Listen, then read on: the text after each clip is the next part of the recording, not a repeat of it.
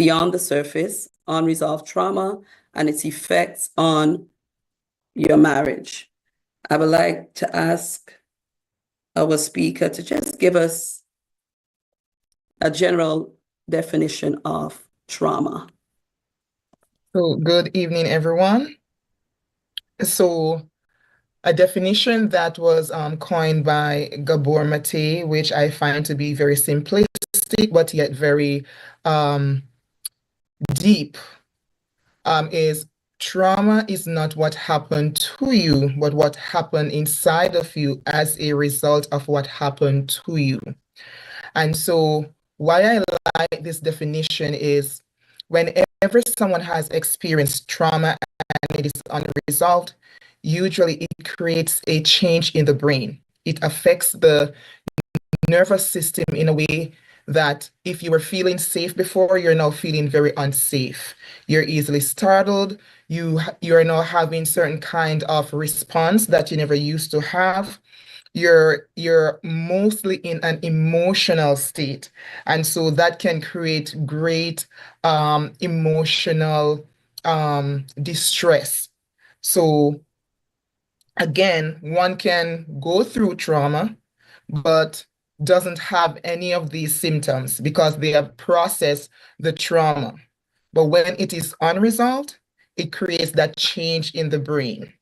And whatever response is the individual is now going to be experiencing, it is not one that makes them feel safe or are comfortable, in how they now going to start living life. Great. And so as you've defined trauma, and you talked about the change that happens in the brain, if that is unresolved, is that one of the reasons why we see intergenerational trauma? For sure. So intergenerational trauma, it passes down from one generation to the next. So there are many different people groups that we can draw on and begin us.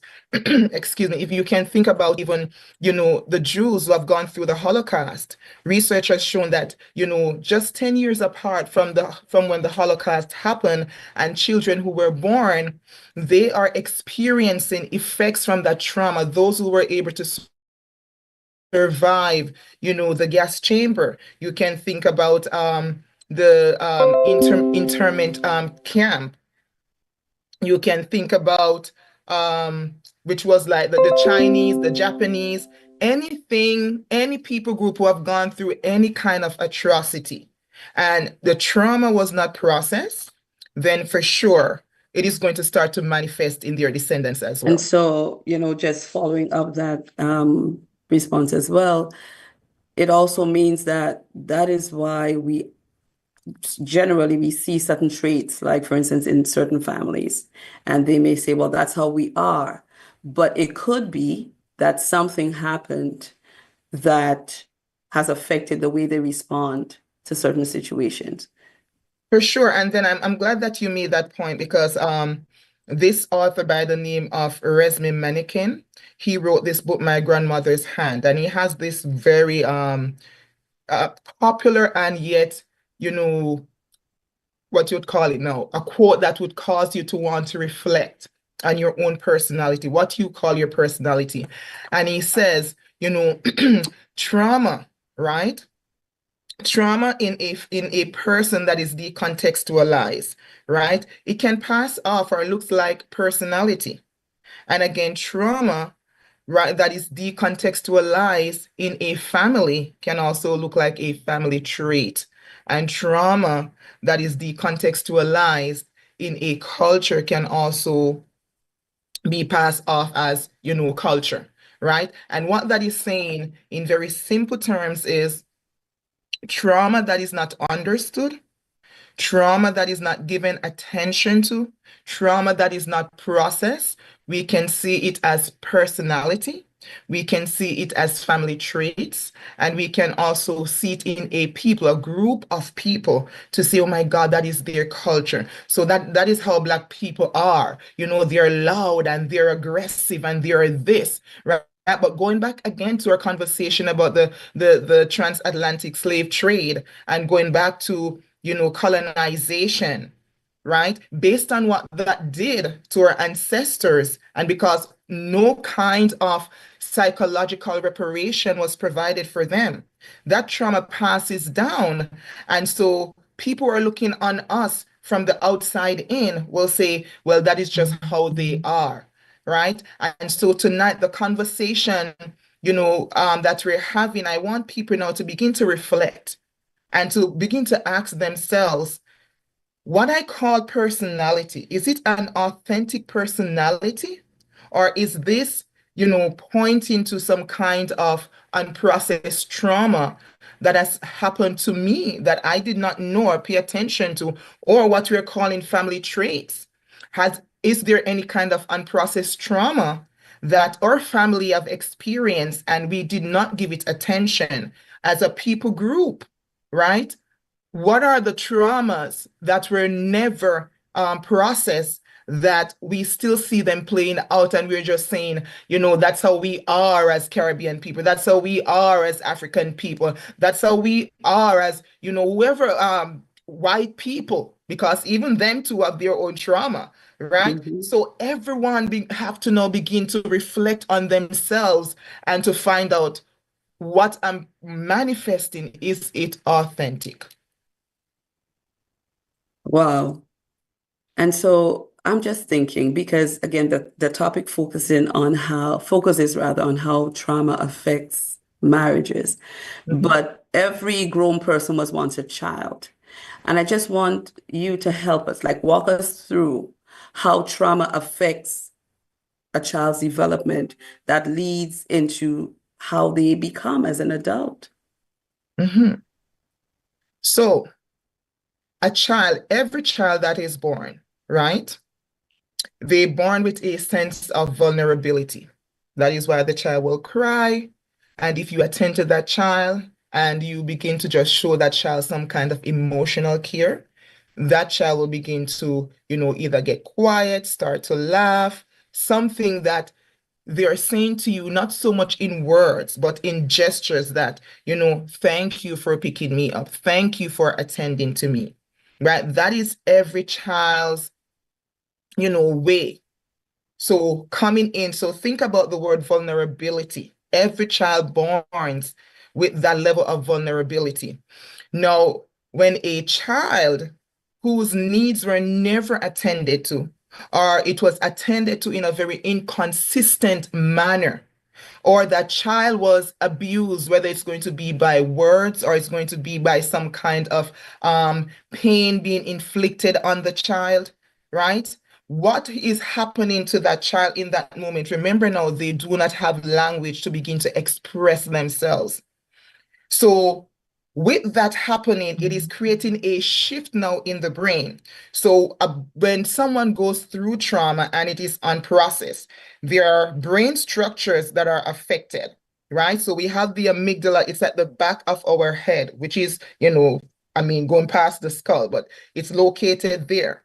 And the amygdala, it is responsible to alert us when there is some kind of threat in our environment. So we think about the fight and flight, right? And so that is like the fire alarm system in every human being's body that is telling you, okay, this environment I'm in, I'm feeling unsafe. This person that I'm around, I'm feeling unsafe. And so it puts the body now in a motion to mobilize you to a place of safety, right? Now, put that aside. Now you have the hippocampus that is responsible for memory, and it's also and so for memory, so it's supposed to be able to separate present memory from past memory. Then you have the prefrontal cortex that is at the front of your brain. That is the last part of the brain that develops from 25 going onwards. The prefrontal cortex is your executive function. It's for logical thinking, it's for reasoning, problem solving, emotion regulation. Now, a child that experiences trauma, the amygdala, going back to the amygdala that is putting you now in a state to say, move for safety or you're going to fight back.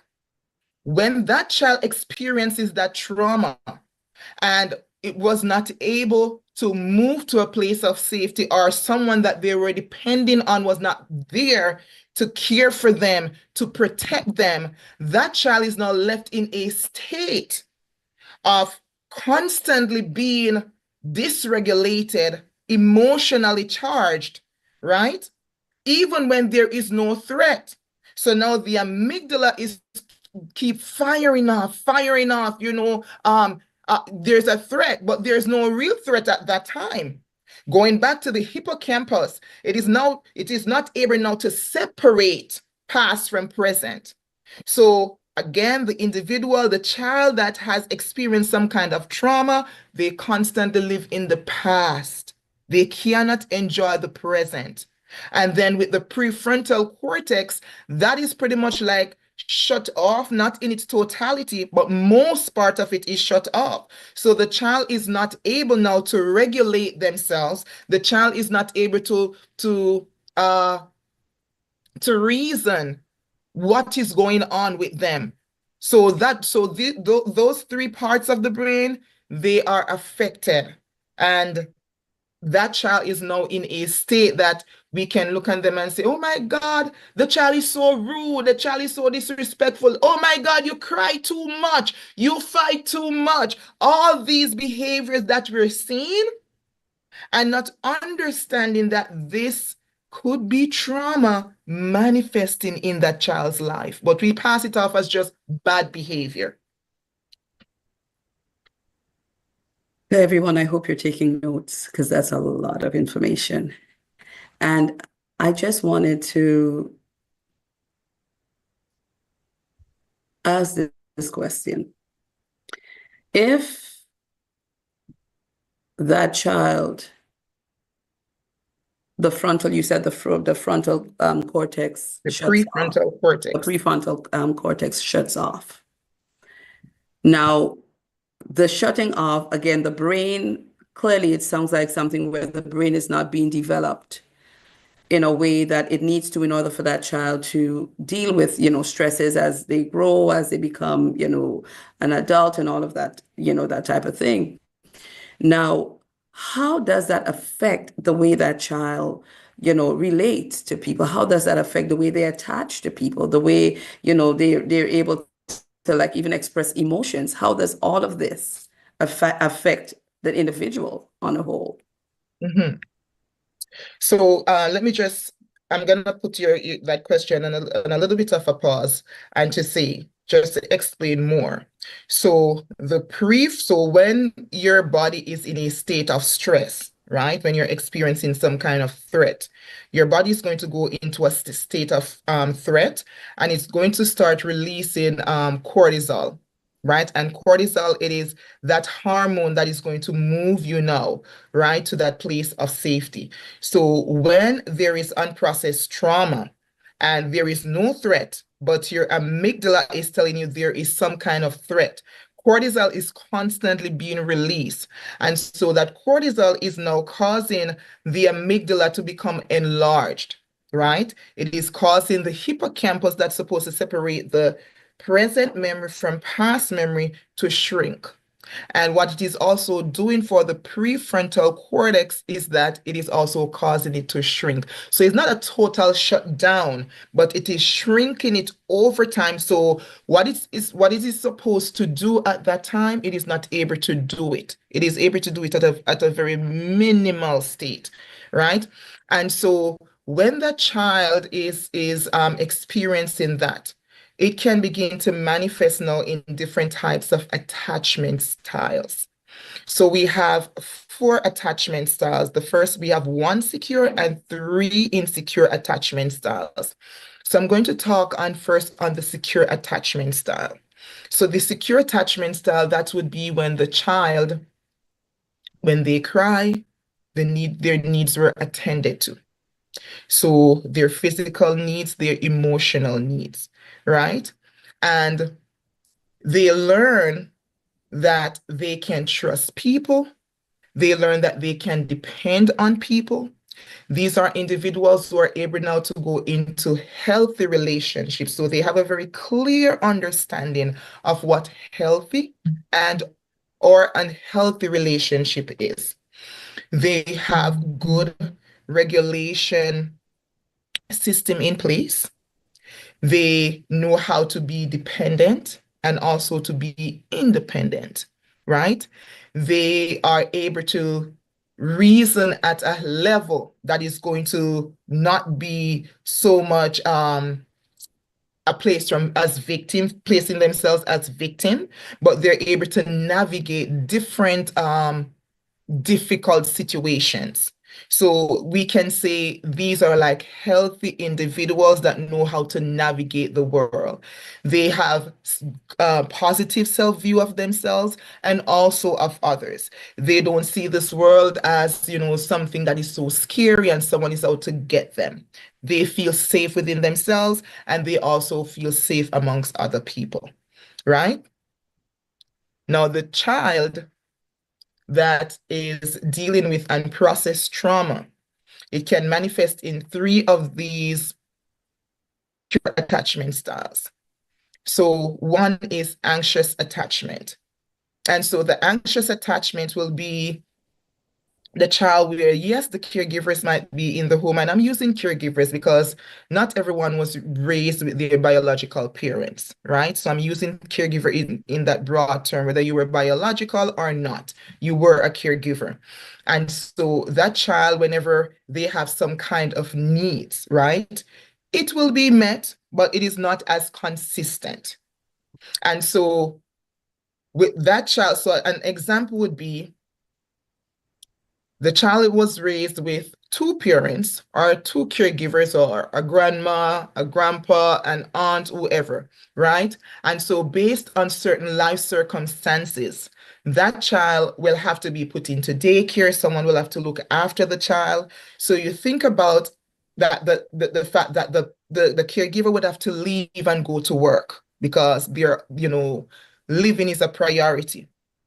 The child wakes up, the person is missing. By the time evening comes, that caregiver comes back home, maybe the child is sleeping. And on the weekend, may see the caregiver, right? And so that now begin to play with the child's emotion and even their mental state. Even though they do not have words to begin to express what is going on. But the idea that this person that I am depending on, I realize that they're in and they're out. So now they're becoming quite predictable. So this doesn't have to be that there was some kind of abuse, right? That was there. It was just normal life experiences that was taking place with this child. And so this child now start to create this wound, this abandonment wound, right? Not that anyone told them that that is the case, but that is how they're processing their world, right? And so that child becomes very anxious, so that you'll find that child cries a lot, right? That child is becoming quite clingy and stuff like that. You see those little kind of signs in children, right? So that's one pertaining to insecure. Another one would be the dismissive. The dismissive avoidant. So this is where the child's needs, like emotional needs, it was never really acknowledged. So the child will be crying and the caregiver is not giving no attention. So you'll say, let them cry or let her cry or whatever the case may be. And and yes, there'll be moments that the child's needs are attended to, but the child is realizing that for the most part, I find that when something is wrong and I need this person to lean on, this person is not attending to my need, right? So the child over time learns to self-soothe and start to depend on themselves because what they're learning, the message that their little brain now is processing is that I cannot depend on anyone. I can only depend on myself at that very young age, right? And so you'll find that child doesn't really show much emotion. So that will be a child where you can leave early in the morning and you come back home, they hear the door open, nothing. They do not come from the room to say hi, mom, hi, dad, hi, grandpa, hi, grandma. They can be just shut away. No emotion, no crying, no complaining, a total kind of withdrawal, right? And then you have the fearful avoidance.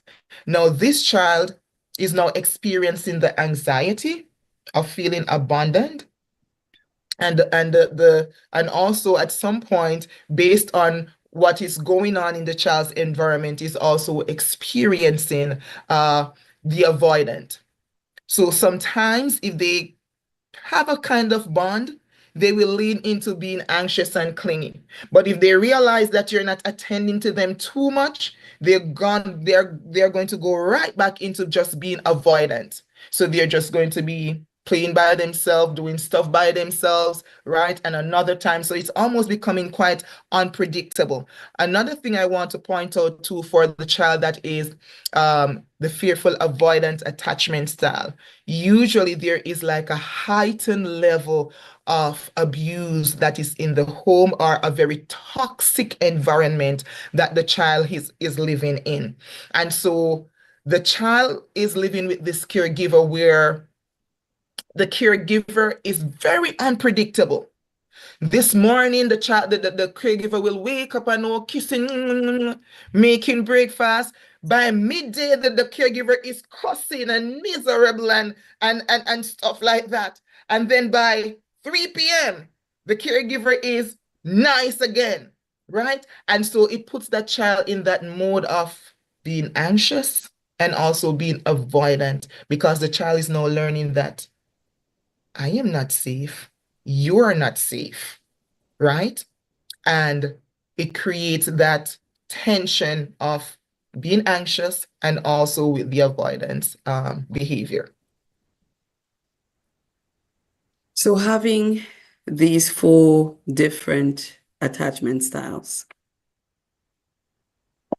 how does that, affect marriages? Because clearly all of that grows with us, Sure.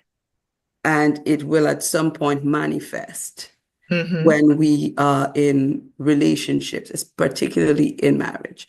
Give us Yes. a breakdown as to how those different attachment styles would look in a marriage. Right. So I'm going to also talk on the secure, right? We're not just going to lean into just the insecure. And I will say, even though attachment styles are usually birthed through how parents connect with their children, or caregivers connect with their children, this is not a blame on parenting. So I do not want anyone to leave to now go after they begin to reflect, to go start a fight with a caregiver to say, oh my God, you were this as a result. This is how I am. No, that's not what I'm trying to say. Based on life circumstances at times, and based on the knowledge that caregivers have at the time, that's all that they had at that time to raise, a child, right? So I don't want anyone to take away from this conversation that we're blaming caregivers. That's not it. I want the focus to be on you as an individual. You are now grown, and now if you're finding out that I am seeing these traits showing up, it is now your responsibility to do the work, because it is not a death or a life sentence. You can change. The brain has the capacity to change. You can rewire it, right? So to your question, how do these attachment styles show up in marriage? So for the one that is secure, right? Again, they feel safe. They can be safe for their spouse, and they find that their spouse can also be safe for them, right? They have a good emotion regulation system in place. So if there is a disagreement, they do not assign it to themselves. They want to have a conversation about it. They usually have healthy communication. They do not listen with a defensive kind of hearing. They're quite open to their spouse suggestion. If they reach out, like for instance, if they and their spouse have this ritual where the spouse would call them at a certain time, of the day, and for some reason something happened and they did not hear, not that they're not going to be concerned, but their mind is not leaning too much into negativity to say, okay, then did he find someone? Is he cheating? Is she cheating? Or anything like that. It is very healthy, very balanced. They see the world as being safe. They see themselves as being safe. They have good self-esteem about themselves. They speak well about others. They are people that are reliable. You can, depend on them, right? Now, the one that is anxious, it will show up in relationship where they fear abandonment. So you find that these individuals, they are very clingy, right? They don't want to be separated from their spouse for no amount. It could even be a day. Like, for instance, they go out at an event. They are just on the side of their partner, right?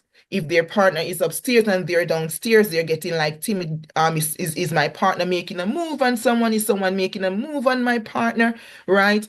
If they text their partner or their spouse and they did not get a response at the same time, they start to now catastrophize, thinking of the worst. Did she find someone? Did he find someone? Right? You find that these are individuals that they are people pleasing. They are very preoccupied, right, with relationship. Relationship is their ideal. They don't know how to be alone, right? So they fear being alone, so someone has to always be in their space. And the thing about it too, even if the person is unhealthy, they know, but the fear of abandonment and the fear of being alone, they can't stand that. So they will have individuals around for that. They engage in people pleasing, so they will put others above themselves, putting themselves on the back burner, see to it that everybody is being okay except themselves, right? And they're also easily dysregulated. They do not have a good regulation system in place. And they're nice people too, right? So I'm not going to say because they have insecure attachment, there's nothing good about them, right? You find that these are very empathetic people, very sympathetic. These are people that they believe that others can always run to them and depend on them, right? They are people who you can call for to do things and they're going to show up, they're going to be there, because it's almost like they do not know how to say no in their vocabulary. So they will stretch themselves very thin. And now for the dismissive avoidant individual. So these are individual now, they are very withdrawn, right? And so you'll hear individuals in the relationship saying, oh my God, they are not emotionally intelligent. I will be talking to them and I say, do you have any input? They say no. Or whenever there is any kind of disagreement that comes up in the relationship, they are looking to run.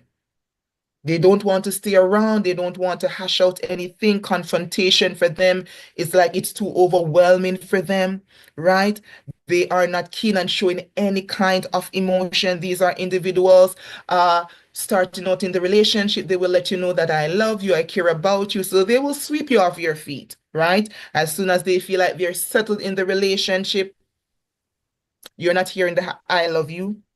They're not showing up with those words anymore. You confront them, you ask them, okay, but why? I realize it's been a while I haven't said I love you. Well, I told you already. Why do you need to know that I love you, right? Don't you see all the stuff that I'm doing? So these are individuals where, they are working hard. They're providing they're the breadwinner. They're, being good providers. But when it comes to that emotional piece to connect, they avoid it. It's too much for them. They don't want to talk about emotion because they have learned over time that they don't want to express emotion. It's not safe for them. And they have learned also that I can't depend on you. I can only depend on myself. So these are individuals who are super independent.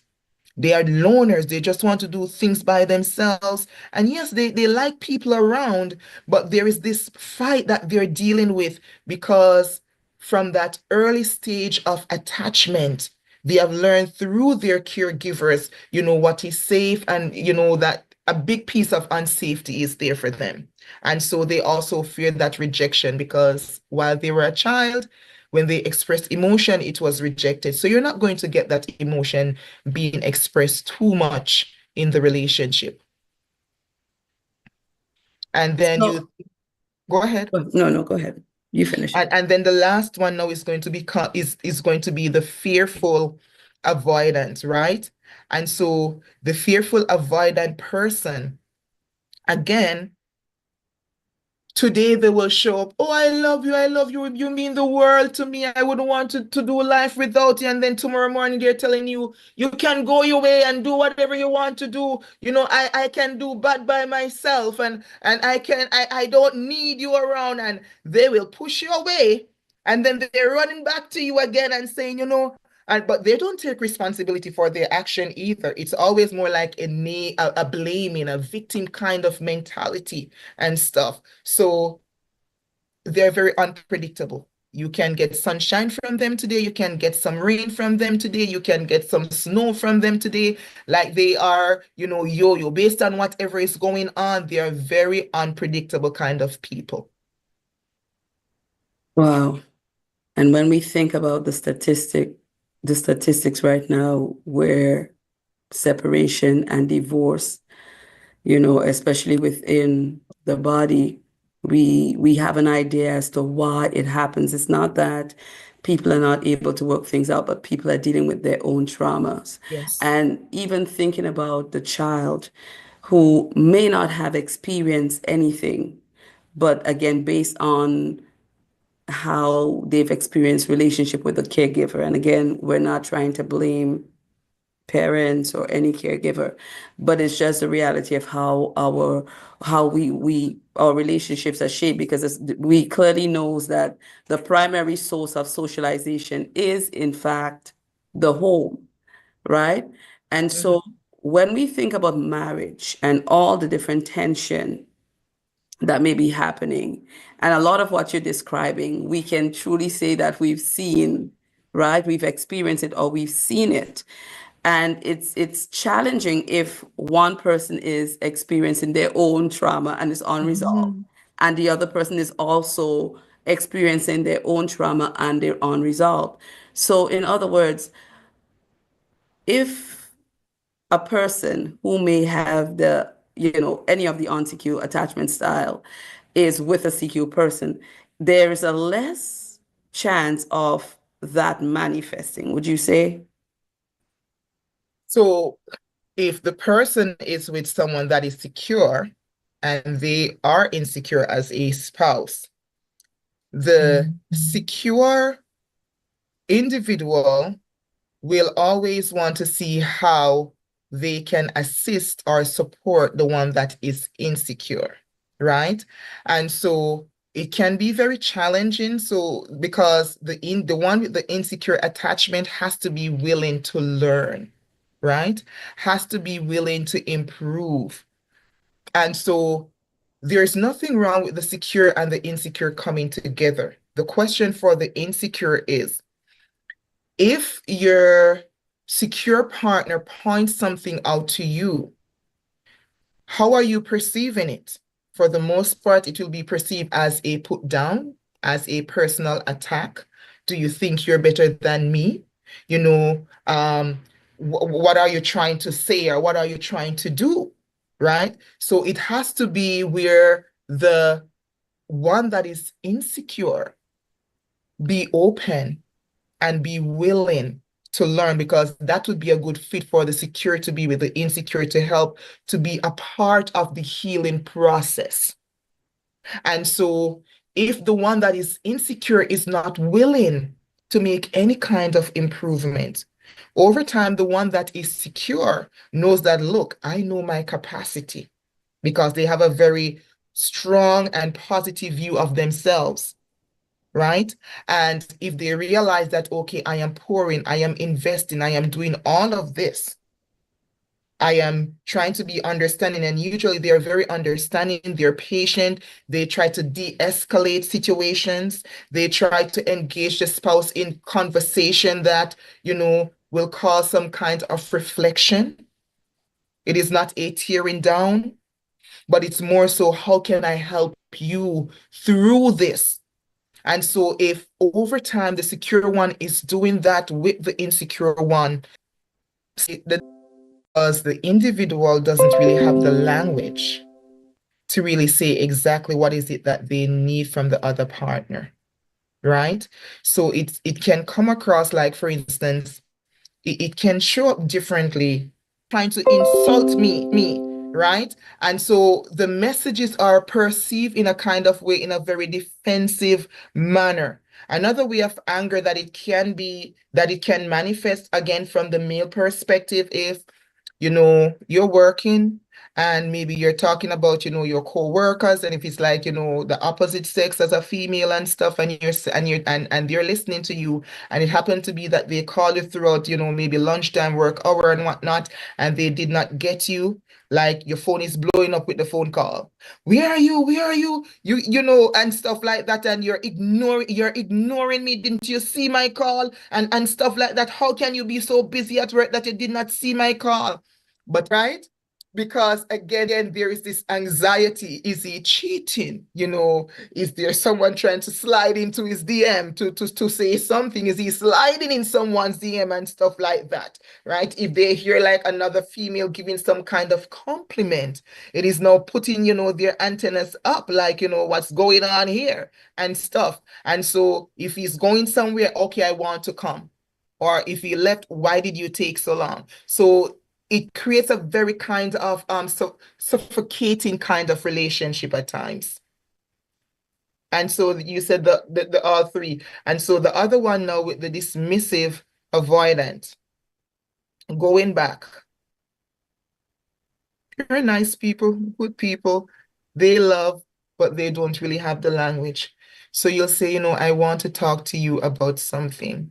And say, when everything dies down, kids are sleeping, if you have children, and it's like you're saying it's a good time to talk. And you start to talk, and you may talk for 10, 15 minutes, and you say, do you have anything to contribute or based on what I've just said? No. Did you understand what I just said? And you have nothing to say. I hear everything that you say. So it's very small amount in words. They are not able to connect with their spouse on that level that the spouse is seeking for, right? And again, there is this fear that if I show too much emotion, if I get too vulnerable, it can be that you're going to reject me. And then I can't do that because what the person is thinking that is dismissive avoidant is, I know I can trust me, but I don't know if I can trust you. I don't know if I can even depend on you. So they have a very good view of themselves, but they don't have a good view of others, right? So there is no connection. Emotional connection is something that is not really there because they don't know how to delve into that emotion and begin to meet the other person where they're at. And for the fearful avoidant, again, think about the anxious and also, the avoidant. If they find that you're attending to their needs, that's fine. They're going to show you, they're going to start getting clingy too. But if they realize that they're getting too close to you and you're not reciprocating, maybe saying, I love you, or showing them some kind of kindness back, or giving them the attention that they're yearning and they're seeking after, they start to withdraw. And in their withdrawal, they can be quite spiteful. So they're going to withhold something from you that they know that you need, right? So they will start giving you the silent treatment in the house. They're not talking to you. What is wrong? They tell you everything is cool. Do you, man? Do you? I'm cool. I'm cool over here and stuff. And you're wondering in your head, but what did I do now? What did I do? And stuff. And they're not telling you what is it that you have done, but they're just avoiding the conversation. And this also can show up in the avoidant one as well, giving you the silent treatment, ignoring you, not telling you what is going on. So the fearful avoidant is two in one, the anxious and the avoidant. Wow. Now, based on everything that you have explained, I would say that given everything that you said, then it creates an environment, like a very toxic environment, if you will. Because if someone is always anxious, if someone is always, always feels as if their needs are being met, like it's not a healthy place for anyone to be in. So how, like, what are some of the strategies that one can use to just help, have like a better response to, what may appear to be a person not meeting your need? Because it doesn't necessarily mean that the need is not being met. It may not be, it's not being met the way they want it to be met, right? So what Mm-hmm. are some of the ways that a person who, and again, it takes everybody being honest, like there are many things that you're saying that I can, identify within myself and say, you know what, yeah, I can identify with that.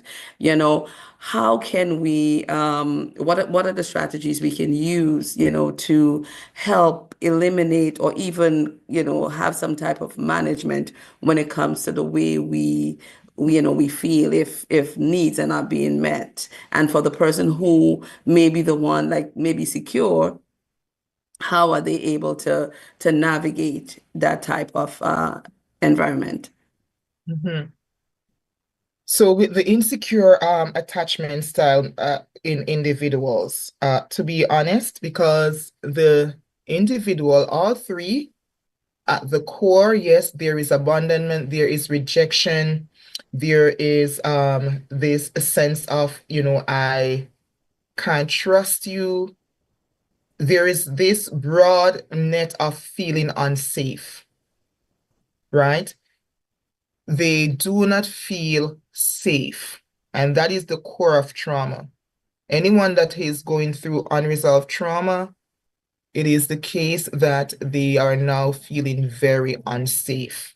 And as I mentioned earlier, every child is born with a level of vulnerability.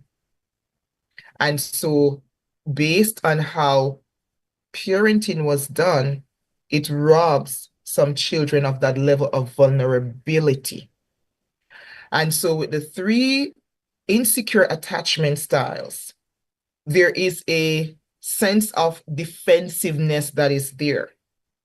And if a partner is secure, for the most part, in some cases it will work, but for most cases it is going to need some kind of professional help, because if the secure person begin to engage them into a kind of, or pull them, or want to pull them into a state of vulnerability, it can be very resistant. And if that person does not know how to do that in a way that does not make them feel judged in that moment, they can walk away feeling judged. They can walk away feeling rejected. They can walk away feeling really terrible about themselves. Because for the most part, the ears, they are quite defensive. It skews information. They hear one thing and then they assign a different meaning to it, right? Because that wound that is still there, it is very tender. And when you touch it, it can manifest in many different ways. And so they're going to need to be with a professional to help them to navigate that, how to get to that place of building emotional safety first for themselves, and then can begin to expand it to accommodate others, how to begin to have a good self-view of themselves, right? And so when they are being constructively criticized for something that they have done, do not see it as a personal attack. Be willing to reflect and say, you know what, I can do it different next time. I see where this person is coming from. So they're now able to see things from other people's point of view. The communication piece needs to be worked on in a way where you have to kind of coach them in terms of what healthy communication is. So it's not that these individuals are not communicating, but the communication is not healthy. Their mouth can be very harsh towards their partner. They can lash out at their partner. right? And so when that is happening, there's nothing healthy about it. So it is going to take a level of a level of professional coming in and doing that. Or if they're at the place where they are reflecting and realizing that, no, I need to kind of change things up because I realize that my approach is not working for me, because over time I am seeing a pattern and people keep saying this and everyone can't be telling lie. If they are vulnerable with themselves, they can also start the work and begin to seek out help from whoever is going to help them to work through that. And when that is happening, that is where now them and their spouse can be healing made to each other and no longer wounding each other.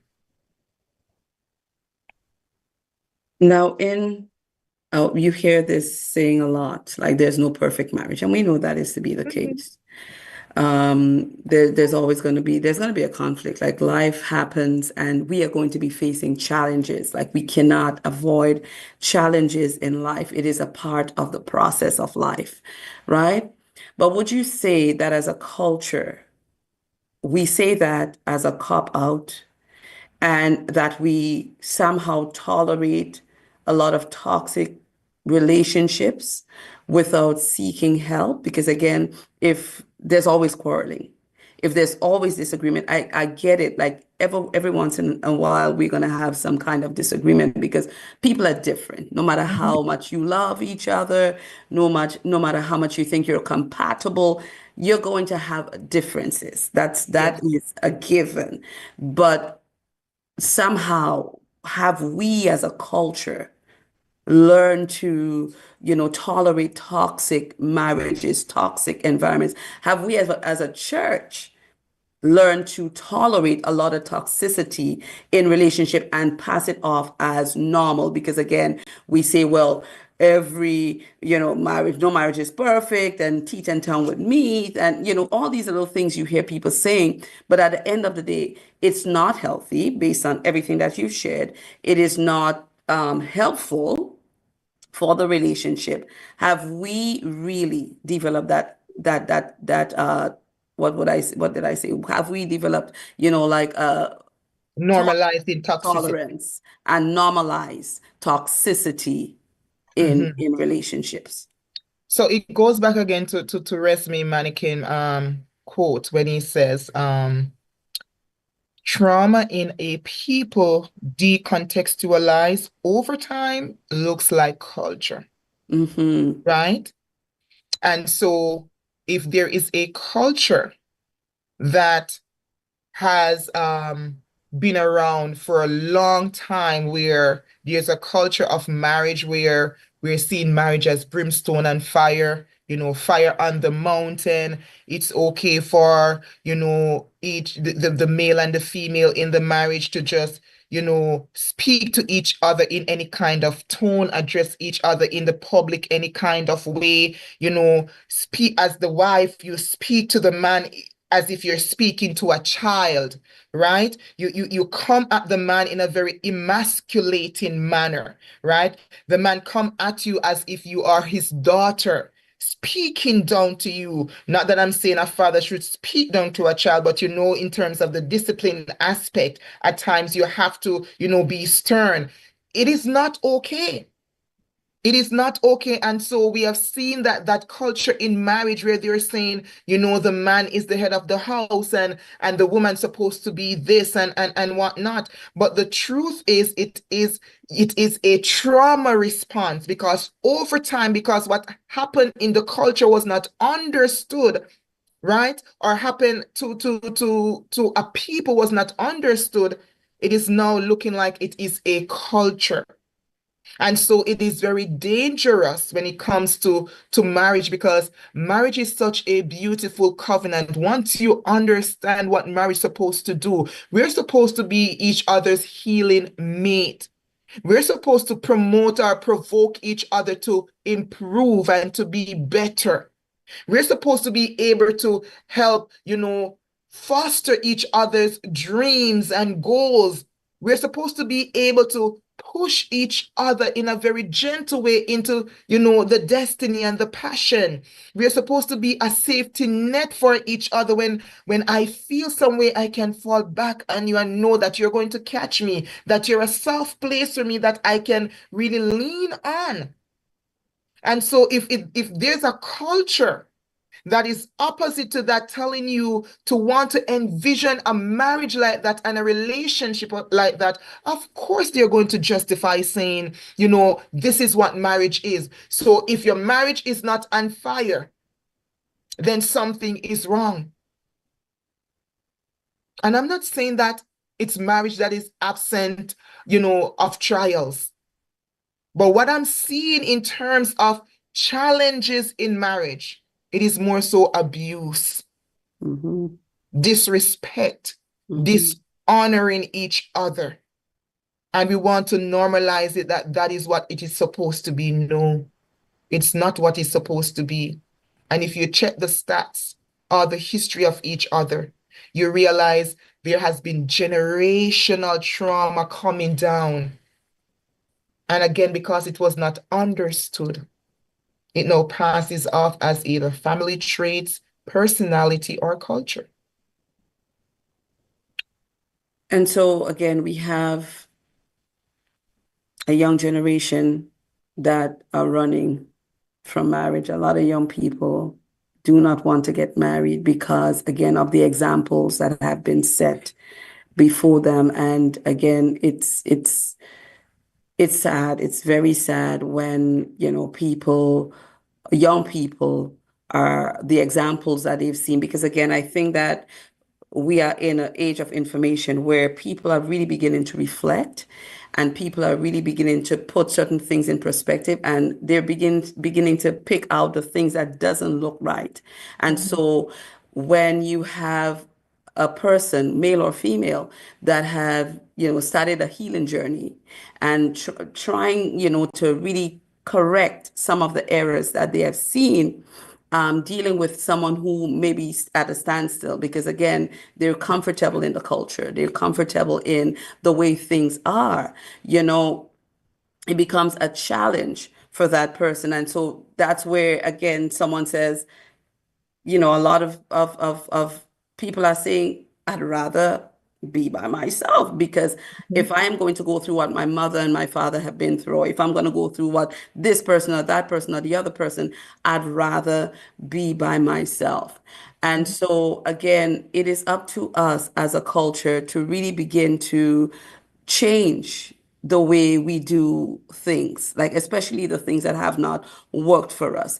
Another thing I wanted to, to point out and to ask, a lot of times we hear, my grandmother and my grandfather was married for 50 years, 60 years, all their lives, right? And they have been together for this long.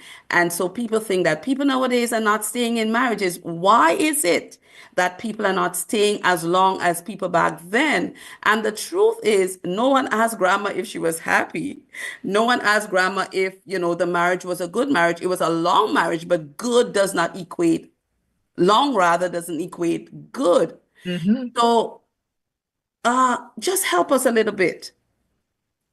Begin to, again, delve in a bit into how, all of this can become normalized, and to help especially the young people who are single, to understand that marriage is indeed a beautiful thing. And that is such a good example to pull up, right? Because again, we are hearing the stories that these people today, they just want to just divorce and whatnot and stuff like that, right? And people back then, they had longer marriages and thing. But again, focusing on trauma and what trauma does.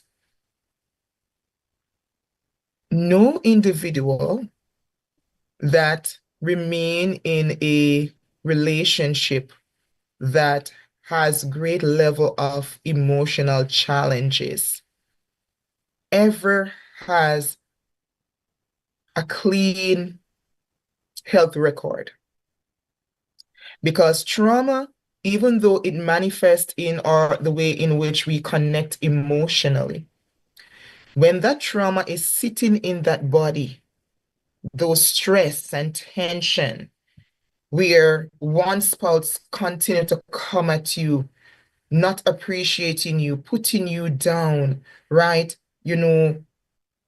Cheating, beating, abusing you emotionally with their words, abusing you financially and stuff like that. And whoever that partner, that spouse is going to be, if they're going to sit in that and say, okay, then I'm going to be quiet, I'm not going to say anything, there is a guarantee. You check that one: high blood pressure, heart disease, arthritis. The body has now become so inflamed, and that person now has many sicknesses manifesting in the body. And so if you go back in the day, and it always, because it was a time when women were so dependent on men, and because they never had nowhere else to go, no other source to look to. And if that man was not a good husband, because there are men that women can depend on, they don't have to worry to work, but they know they're going to make them very safe and comfortable. If that spouse who is the breadwinner and that woman have to be depending on that man, and that man knows that and will begin to come at her with certain kind of words and certain kind of insult and whatnot, check it out. How many grandma had high blood pressure? And we love to pass it off and say it was the beef. It was the red meat. It was this and it was that, the arthritis and all of that. Pay attention. Look in your family lineage. Look on the quality of the relationship. And begin to ask, what is your health status? And many times it is so many. It is so many. And you begin to ask the man. And I'm talking about if that man, so I'm not speaking broadly. I'm talking about the relationship that is toxic. The man that is being very intentional in terms of not being respectful, be abusing and stuff like that. They're venting. They have an outlet. They don't walk around with too many sickness or disease like the woman, right? And so you may ask the question, so what do I do in that moment? Again, a lot of traumas. Who was the example to that man of what a healthy relationship was? So maybe that man was raised in a household where, yes, it may be two parents, but they're seeing where, okay, grandpa shout at grandma and grandma doesn't answer. Grandma keep it quiet. And you're saying, my grandmother never shout at my grandfather, right? And so it is now being normalized that, okay, as a man, that's how I rule my house. I shout and I scream and I put down my foot very strong. And when I speak, everyone just fall into formation. And for the woman now that has seen that example where, okay, daddy was shouting and screaming and disrespectful, but mommy never said anything. You come and you say, okay, that's what relationship is. So when he's talking, don't say anything. But inside of you, a lot of fireworks happening. And so the children of today now, they're observing those kind of relationship.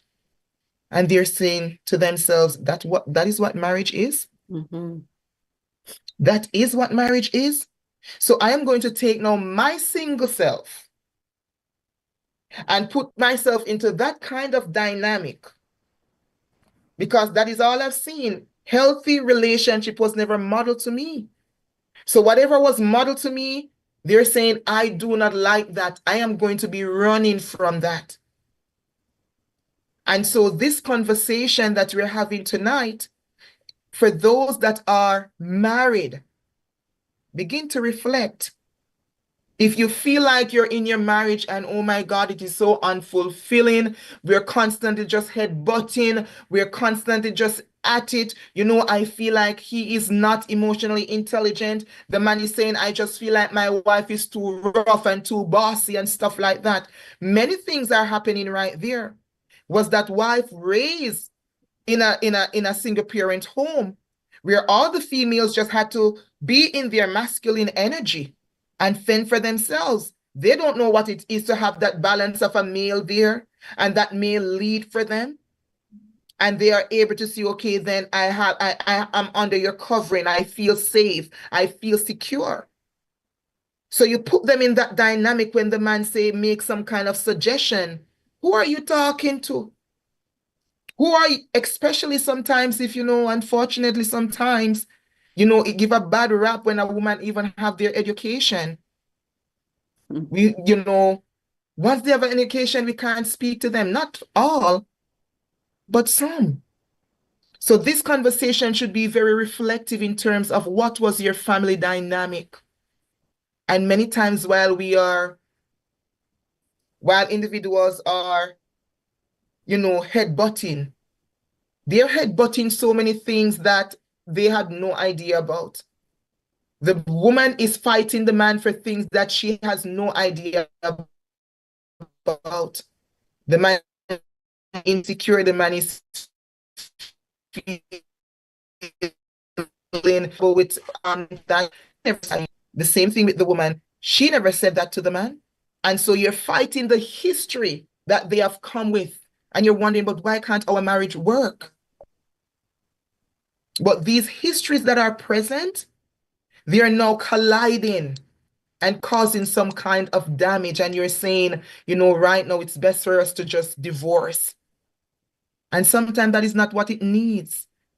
What one really needs is a good therapist that can help them to create that bond and that safety, work through the childhood wound, the abandonment wound, the rejection wound, the inner child wound, all these kind of wounds that are now popping up. And you put prayer on it. Because prayer is like now that thing that is really going to like make it work. You find what the wound is, you pray on it, and you seek professional help. And you can see yourself having a better marriage.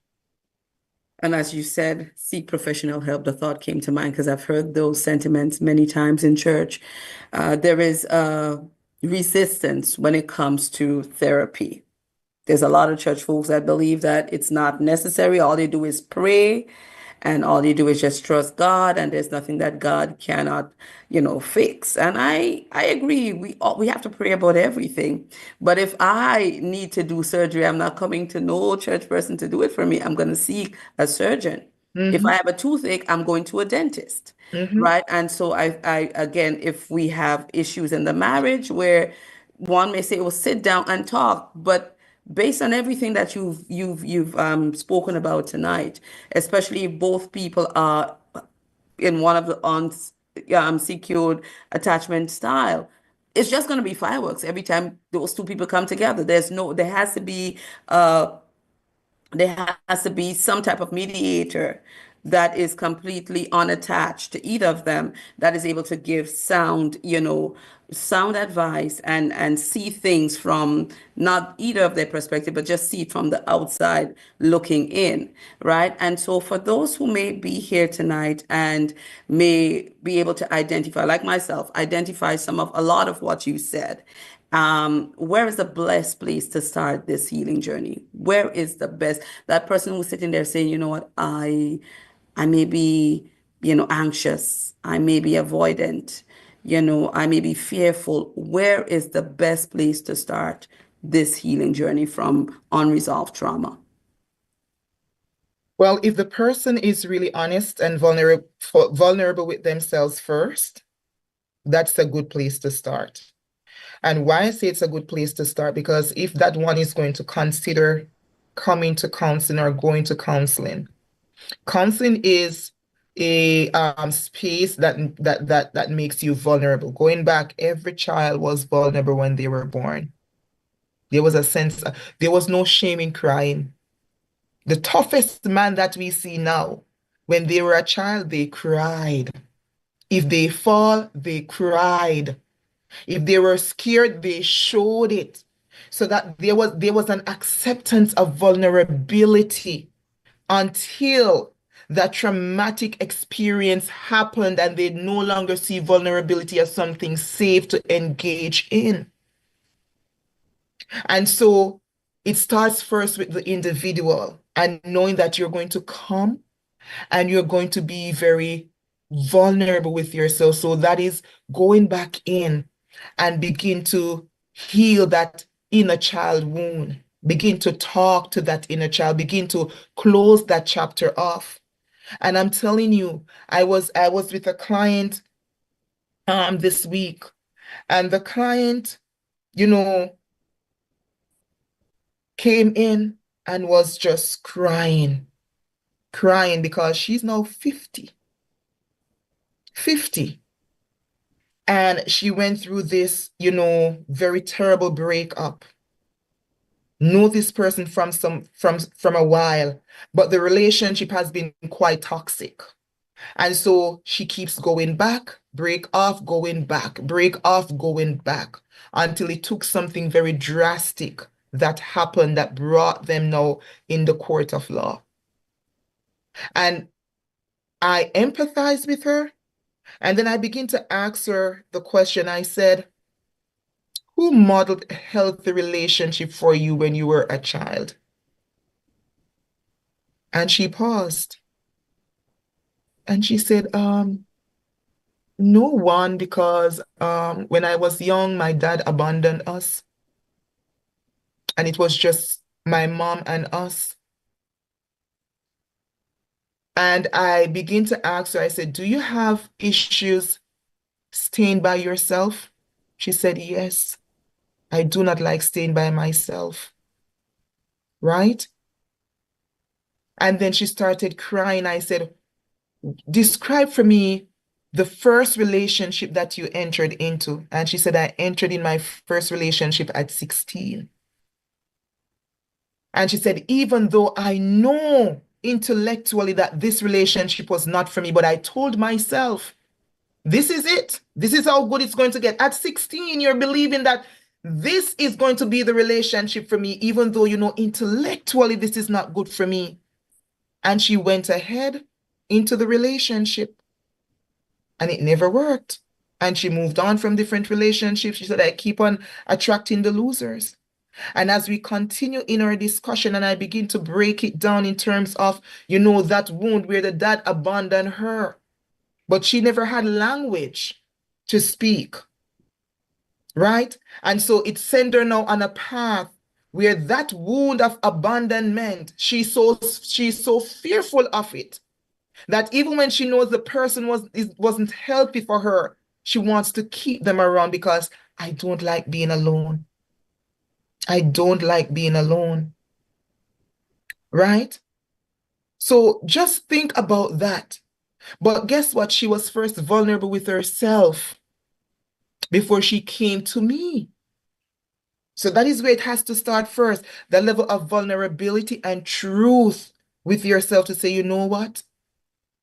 I am seeing patterns that are not yielding me the good result that I want. And sometimes in this marriage, it's not like they don't love each other, but they learn love differently. And the way in which they learn love, it is very harmful to even themselves. So it's begin now to interrupt that and begin to teach them tools and techniques so that they can begin to rewire the brain and learn now to be safe within themselves, safe, and safe for others. So that's the process. That's great. And you said something about the male being vulnerable, of course, as a child. But one of the things I also know that, and I just want to ask this, do you believe that societal norms at times traumatizes us? Because you hear, for instance, a child would, male child, if he cries, stop it. Big man, don't cry. You're not a girl. Stop crying like a sissy. And so this child learns at a very early age to not be vulnerable. Mhm. right? And so that in itself, creates a problem because now we have a grown man that doesn't know how to be vulnerable, Mhm. about the things that he's experiencing or what he may be going through. And I always say I feel so, awful for men in particular, because we women, we vent. We have a girlfriend that we can speak to. Mhm. Men are more closed off. And again, a lot of it, I believe, has to do with the way, society has taught them that they're not to cry, and to be tough is to, is the way a man is supposed to carry himself. Would you say then that there are some norms that have really inflicted trauma? Of course, like they have this talk these days, like, whether you're a man or a woman and you're talking about something and you're about to just get, too emotional about it, they're telling you, hold it like a G, hold it like a G. So don't show that emotion. Hold it together like a G, right? But that emotion needs an exit. It needs an exit. So you hold it like a G until it starts to explode in different areas in your body and manifest in all kind of sickness. So for sure, society has inflict some, traumatic experience on individuals, especially on our males. And Hmm. just to go to the Bible, when you read the very admirable characters in the Bible, you see where they were vulnerable. Hmm. Even Jesus himself, when he was in the Garden of Gethsemane, he's a man and he was very vulnerable. He was scared in that moment. He said, if it is possible, not just one time, 3 times, if it is possible, take this cup from me. Because right now, the emotion I am feeling, I feel like I don't want to continue anymore. Hmm. Right? And what did God do in that moment? God validated his feeling and he sent help. He sent help for him, right? And so these examples that we're drawing from when it comes to building and fostering healthy marriages, it is very skewed because a lot of these individuals who are also putting these cultures together, they themselves have trauma, unhealed trauma, Hmm. As the saying goes, hurting people hurt hurt people. people.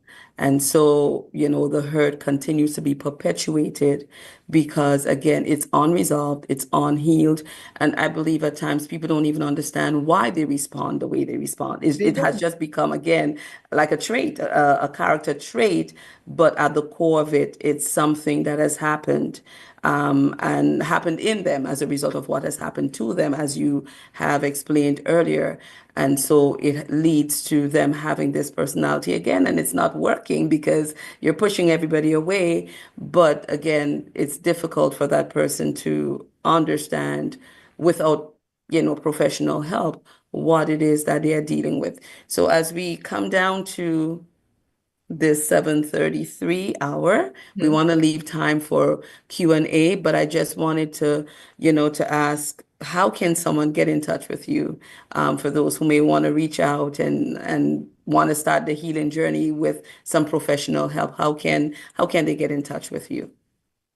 Okay, so you can find me on Psychology Today, as the name is on the screen, Erica Appleton Forbes. You type that in, you'll see my profile there. There's a telephone number there, there's an email address there, and you can reach out to me and we can talk. I can also do international because I am from the Caribbean. I'm from Jamaica.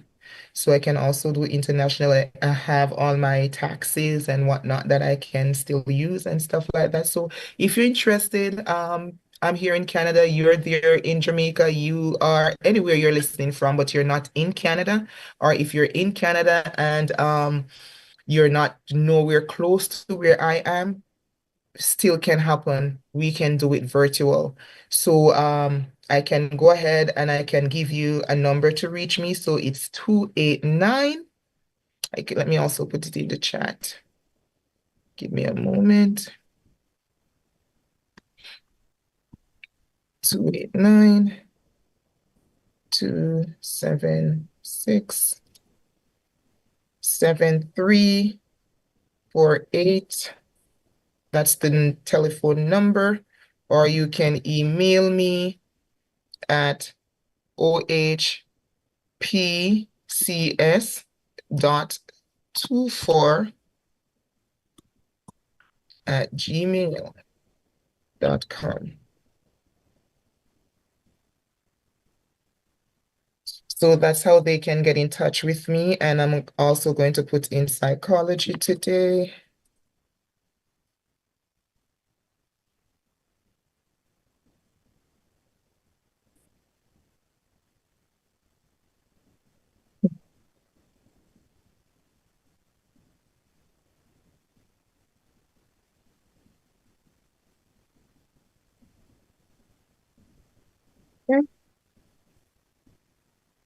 You know, someone just mentioned something I just want everyone to know you can put your questions in the chat, or if you want to ask it, you can just use the raise hand function and ask your question. Don't be shy and don't be afraid. Or send Send it privately too or if send they it feel like, privately. yeah. But someone just sent a comment which I think is very profound, and the person said, "We are created to eliminate waste." So, you Mhm. know, the body naturally, if your bowels are not moving as it should, that's going to create illnesses. And Mhm. so the same with trauma, we are created, it needs to be eliminated. It needs to Amen. be expelled from the body. And so if it's not, then it stays there and creates problems in marriage. Even as a parent, it will create problems because unfortunately, a lot of times when the trauma is not resolved, we tend to perpetuate the Mhm. same thing that traumatized us. We become the parents that we didn't like as children, right? Mhm. And so it's so important for us to deal with the unresolved traumas because marriage is the focus today, but it affects every relationship that we would enter into. Sure enough. Sure enough. No questions?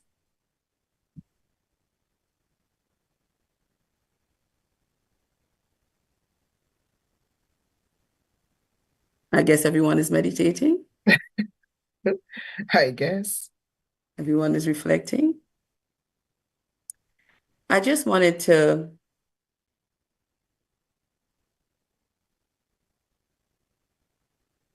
come on, people, you're welcome to ask your questions, but while we're waiting, I just I wanted to ask this. So for a person who may have started the journey and they've recognized, you know, the trauma and they are on that journey of healing, but then there are those flashbacks that come. It may be something that the spouse is saying that triggers, and there's all that flashback of whatever it is that has happened. You know, how does a person who is uh on that healing journey and being challenged with the flashbacks of the past, how do they navigate and continue the journey and not regress? Mhm. So all of us, no matter how careful we are in this life, and no matter how wonderful our parents were, and it doesn't matter how wonderful our childhood was, there were some wounds that we experience along the way. And some of those wounds, sometimes we did not give it much attention.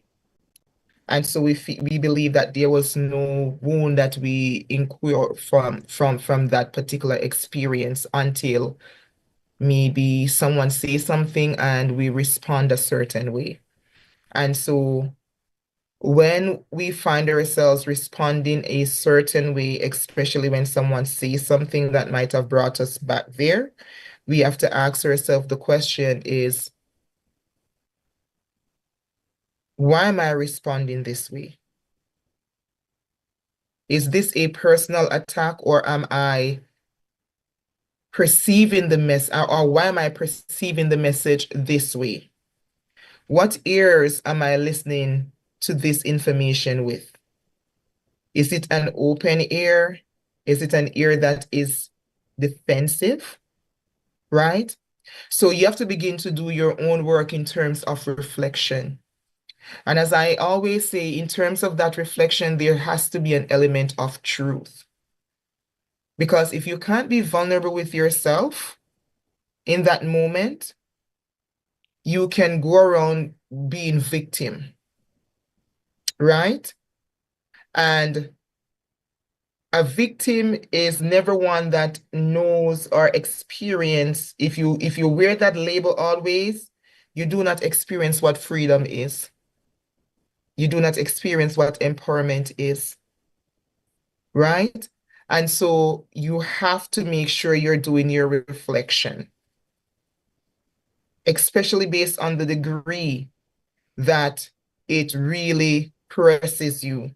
Ask yourself, what just happened right there? Mhm. Why did I respond that way? What did that person touch? Because you're all going to touch some wound that we have no idea about. We never meant to do evil. It was not intentional. Every one of us. So there's no safety when it comes to, touching trigger buttons. But you, as the individual who is triggered in the moment, you have to ask yourself, what just happened right there? And why did I really respond that way? And you can begin to do your work. And I will say, appreciate those moments because that's a moment to tell you where you're on your healing journey as well. What is something that is still touchy for you? And it is telling you that you need to put some more work in. You need to develop, a better strategies in dealing with the situation. So don't see it as something really bad, but see it as a moment to grow and to improve and to be better. Thank you. We have a question in the chat. Is it a good thing when you just stop talking and just accept things for what it is? It is not a good thing.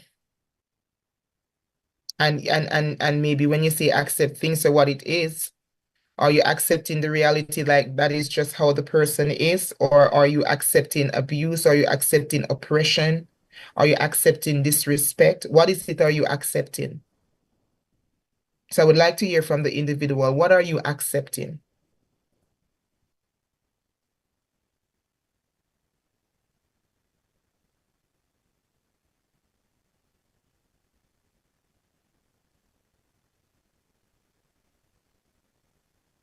So it depends on what is it that you're accepting. If you're accepting that, you know what,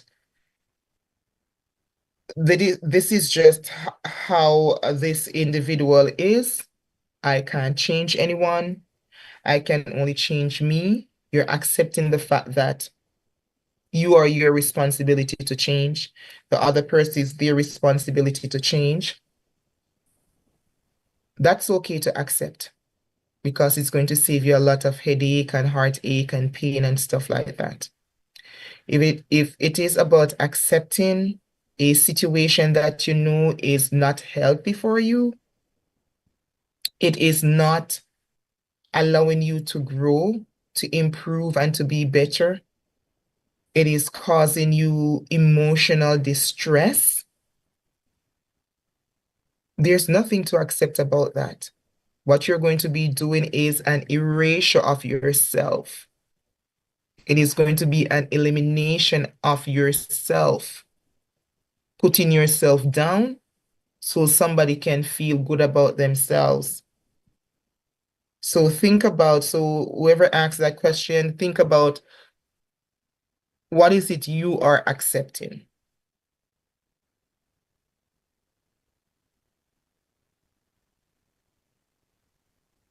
And then you said that the thought just came back to mind when you talked about again, the avoidant. When you to accept, again, let's just assume it's just, the person is who they are and you can't change it. At some point, you'll have to become avoidant because you have to turn a blind eye to what is before you, Mm-hmm. right? So willful blindness, if you will, at some Mm-hmm. point, which again is not a healthy scenario.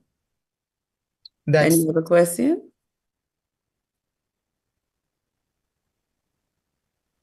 The chat is very quiet. And again, I will take it that people are reflecting. mm-hmm. And I have one more question that I wanted to ask.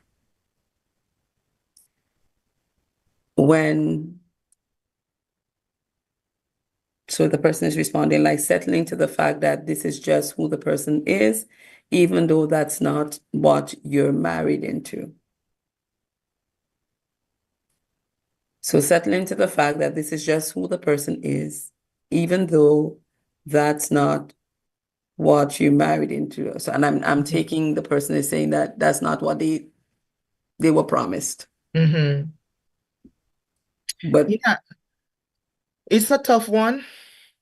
It's a very tough one because as you know, at the beginning of every relationship, there's always that euphoria kind of experience. It's very promising, you can do no wrong, I can do no wrong. We are just so enamored when it comes to love and whatnot. And then, when the dust settle,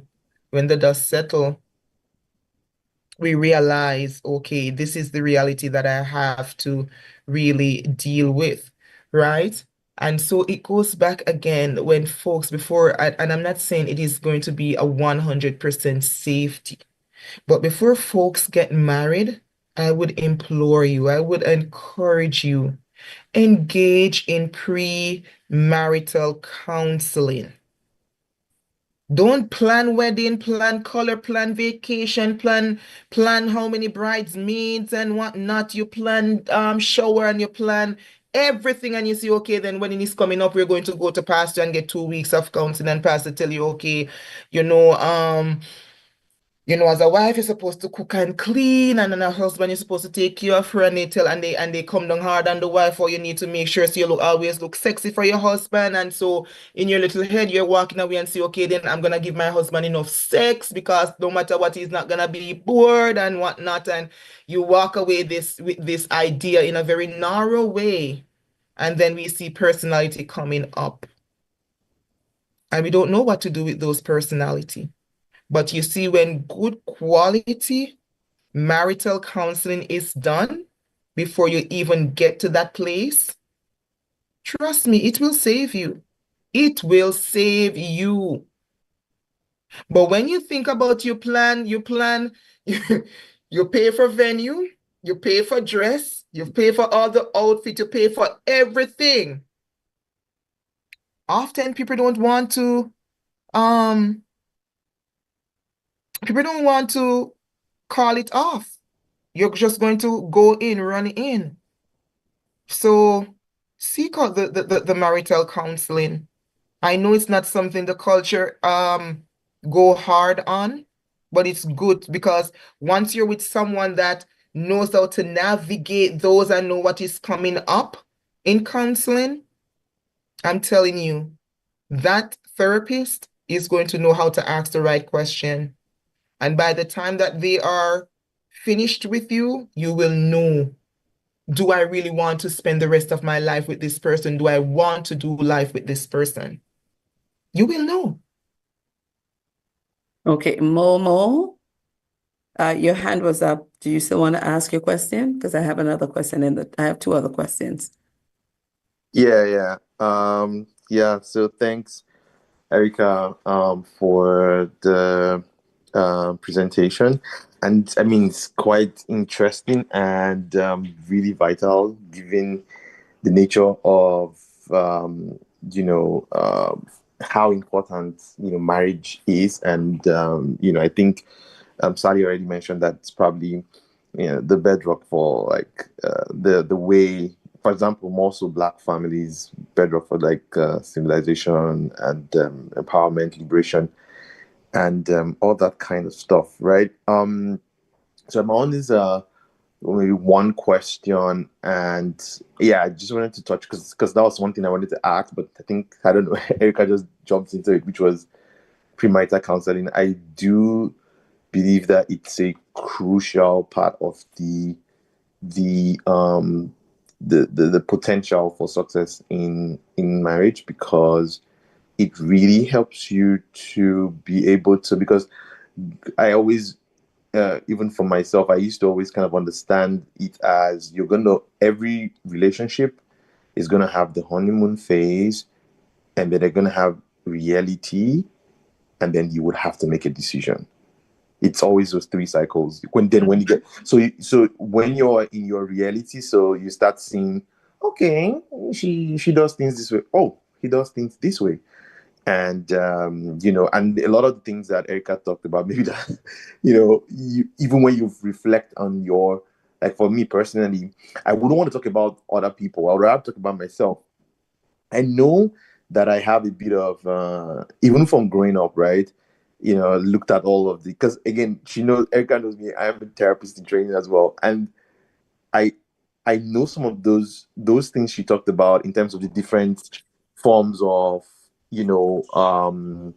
attachments, dismissive, and I'm thinking while she's speaking, and I'm like, yeah, some of these things, and sometimes I just want to be alone. I probably sometimes want to be a loner. I just want to do my thing and have my space. But I realized that, as you begin to engage or you try to, you're dating someone, it's a bit more different. And then more so when we now look at it vis-a-vis those who are Christians, it's a bit more even interesting. And there is so much to learn from what, especially for many, because when we say we're Christians, one of the core things that Christians will say is, oh, they're dedicating their life to live like Christ. So what is Christ's opinion, or what is his goal when Christians get married? And that's why even in premarital counseling, people are going to say like, oh, marriage is a very serious thing. Like, God doesn't joke with it at all. Like, he doesn't joke with that part, because he knows that it's a thing to bring heaven on earth or hell on earth. I grew up with the mentality that if you miss it in marriage, you're going to lose a lot in many aspects of your life. And at the same time, my mom used to tell us, well, you got to marry right. And she says, one of the reasons why I strive to make sure you guys understand some of the consequences of your actions as kids growing up, and I try to raise you guys well, is I don't want you to be problems for the spouses you're going to have. When my mom used to say that, Amen. When my mom used to say that, I didn't understand why she used to say that, because I'm about to get married myself. And I'm like, oh, I see. Like, I see what mom was saying, because it's when you become an adult, like Erica clearly showed how trauma views, right? At some point, that child will become an adult. Mm-hmm. And it is crucial that so even when you, as a parent, are raising your kids, you're thinking, I don't want you to be a problem for your husband. I don't want you to be a problem for your wife. Let me give something very simple. I used to come from school and fling my shoes and my socks, or just drop it and then go into the room. My mom would say, wait, who did this? Oh, it's the sales guy. He's here in the room. Boy, come back. Come pick these things up. He says, you're going to fight. Your wife is going to fight you for this. I was pretty much 11 or 12. Right? I was pretty much 11 or 12. But I realize now, of course, I significantly, for a long time, I've lived alone on my own. I've left the house for a long, long time ago. But I realize that is part of your personal responsibility. Because then now you put that on someone else who's like, this is very unusual. Why would you even do this? Like, why would you just fling things, make the house? Because that's something when I see, general things. And because those simple things, for example, people don't think is a problem, because you don't think you think you are fine until you start dating someone. Everybody's fine until they start dating someone. For sure. You just think you're good, because the person is like, oh, do you know you're very, when I say something, do you know you're very defensive? You don't know you're defensive, because at work, I just say what I got to say, or, I do what I got to do, get out, I go do my thing. But when you're that close personality in the same space with someone, then those things start to pop up. And one of the things someone also told me was, and that is exactly why, if you're going to get married, from a Christian perspective, Jesus uses marriage to show us how to be better Christians. Mm-hmm. Right. So my question to Erica is, how, as in your practice as a therapist, how are you able, especially for clients who are Christians, how are you able to, because I think I listened keenly to when Sally was describing, and I think I just went to your your Psychology Today and I see your profile and I was reading it as well, like, and you talked about also inculcating some Christian principles. How are you able to do that? Because I feel like that is a great winning strategy, especially for those clients who are already like open and like, yeah, I'm a Christian, because I'm also in a community like I'm originally Nigerian in Canada, but one of the things I hear from my community as well is they don't want to do therapy because they don't see enough Christian therapists. So they worry that they would get something completely that may push back on what their own faith stands. So they would rather not even do therapy, and that in itself doesn't make it even better. So how are you able to, apply those principles and then still make sure we're doing some evidence-based, counseling as well? So that would be my question. Sorry, I took a bit of time. Okay, thanks for your question, Ozzy, and thanks for being here. Yeah, question is a good question for sure. And so for me, when I'm working with anyone, so even though I tell people that I work from the Christian lens, I see everyone. So if you're not a believer, I am not going to impose that on you. So I see myself using an integrative approach and style when it comes to client. If you come in and you say, I am a believer, I would want to incorporate this in our session, for sure, I am going to do that, right? And so if I'm working with a Christian individual, depending on what they're there for, let us say trauma, right? I try to always, normalize that, these experiences do happen. And something that I discover in scripture, and for me, when I see like a character in the Bible, based on my professional background, there's this automatic thing where I start to psychoanalyze them. What's happening with them? Why are they making this kind of decision and stuff? And excuse me, if we go all the way back to Adam and Eve in the garden from a biblical perspective, right? We see that there was a sense of safety that existed in the garden between them and God. There was no fear that was present. There was no shame that was present, right? Until something happened, an event happened to them, right? And that event that happens to them creates a change on the inside. And so now their response from henceforth was different. So when they ate the fruit, we realize the scripture tells us they hid themselves because they were what? Afraid. And not only afraid, they were ashamed, right?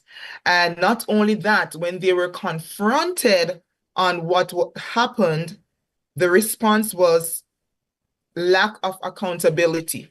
The woman said the serpent. So we see now how things begin to shift and the response now became different. And so using that right there is always like a good foundation of what trauma does, because that was a trauma response that create a change in their very nature and response right there, right?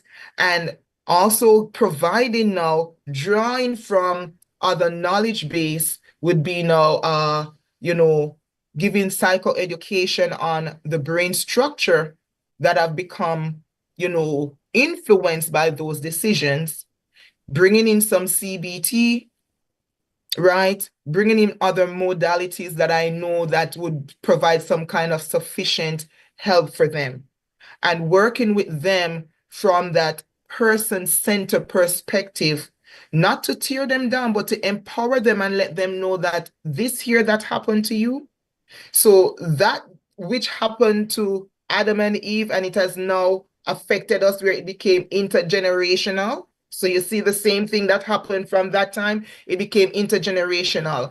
We now have that response that we knew nothing about. I do not know what the fruit tastes like. You know what the fruit tastes like? Not at all. right? I don't know. I don't even know what it looked like, right? But I am also reaping something from that decision. So the intergenerational trauma was passed down. And what was that healing? Christ became that healing. And Christ began now to rewrite that story and give it to us and let us know that we no longer have to become slave to that thing that caused sin that has created now a shift within our brain, within our nervous system, right? And that in itself is quite empowering. We know that this is not a death sentence, it's not a life sentence. Things happen and I can bounce back, I can mobilize myself out of that, right? So that's just an example there of how I use scripture, you know, in my in my practice with a client. Thank you, Erica. I have another question here. I have three questions. So, how can a husband or a wife begin to sit with themselves in order to take notice of what's happening, or with the other partner, in order to begin help or to suggest that the marriage may need help instead of separation? So, I know it was a lot. Read it again, please. How can a husband or a wife begin to sit with themselves in order to take notice of what's happening to or with the other partner, in order to begin to help or to suggest that the marriage may need help instead of separation? So again, I'm gonna go back to our early stage of vulnerability. We can't escape it. If we cannot be vulnerable in having those conversations, the husband and the wife is going to reach an impasse, because one might see the need and the other that is not vulnerable will say, no, we don't need that. And a famous saying, therapists have their own problem too. Therapists have their own problems. So why would I go and tell them my problem? We all have problems. Yeah. And we call it the collective healing. So when I sit in my chair, it's me helping to bring forth collective healing. When I talk to others, when I sit in another therapist's chair, it is the same thing, right? So for that conversation to happen, there has to be a level of vulnerability that is present in each individual, and they can say, yes, we are going to go seek the help so that we can both heal together. Because you see, it is not the individuals that are the problem in the relationship. The problem is the problem. So you have to separate what is causing us not to communicate healthy. What is causing us not to be able to have certain kind of conversation. Find what that problem is. So it's not so much, okay, me or you. The problem is the problem. So find that. But if you're going to begin to name, if you're going to blame, my defense gone up, yours gone up, and we're again at an impasse. But there has to be a level of vulnerability when it comes to having that kind of conversation. Another question. Can you elaborate on whether behaviors and habits are learned or created, or both? Okay, so we have a thing we call learned behaviors. So behaviors are learned. We spoke extensively tonight on attachment styles. Attachment styles are created, meaning that we don't born with a preferred attachment style. That is solely up to who is going to be the child's caregiver, who was that child's caregiver, right? So that now is up to nurturing. Learned behavior, it can also come again from the idea, trauma, that is decontextualized over time, it starts to look like a culture. So we learn, we look around, and we see things happen. So the behaviors, they are learned, for sure. The attachment styles, they are formed on the basis of the caregiving that was provided. And what else was in the question? Did I answer what? Behaviors and habits, learned or created, so habits. Yes. So we also want to separate genetics, what is coming from our genes, right? And there's a term that is called epigenetics, where it has to do with the environment and it also has to do with your genes. So as the saying goes, the genes load the gun, but the environment fires the gun. So we can have a certain kind of response, habit, or traits when it comes to our genes, but they can remain dormant until it takes an environmental stimuli to see the emerging of that particular trait. So it is not it's very nuanced. It's not a one, answer that I can give. It's gonna have to be based on what is manifesting, what is showing, but for sure you can have learned behavior from individuals. And there are, like, for instance, my mother, when she was cooking and she would stand, her hand would be on her hip. And I find that when I am cooking, standing by the stove, my hand is on my hip. So hand on my hip and I'm stirring, right? And I see my daughter, the younger one, she's making her mac and cheese. She stands at the stove, hand on her hip, and she's stirring, right? That's genes, traits, and stuff. So it takes, that manifests whenever we are cooking. So that in itself, it shows how genes manifest in certain kind of behavior that we may give off, but it's very nuanced. And so there's another question. Please also address the differences between male and female on how they may see things differently. So again, it is going to be based on upbringing, the histories that they're coming with. So there is not a rigid way to say every man see things this way and every woman see things that way. There's nothing like that. It is going to be based on the upbringing and the culture. What is the culture pushing when it comes to male? What is the culture pushing when it comes to female and stuff? And we can deduce from that to say, okay, then female from this particular culture, they may view things this way. Male from this particular culture may view things that way.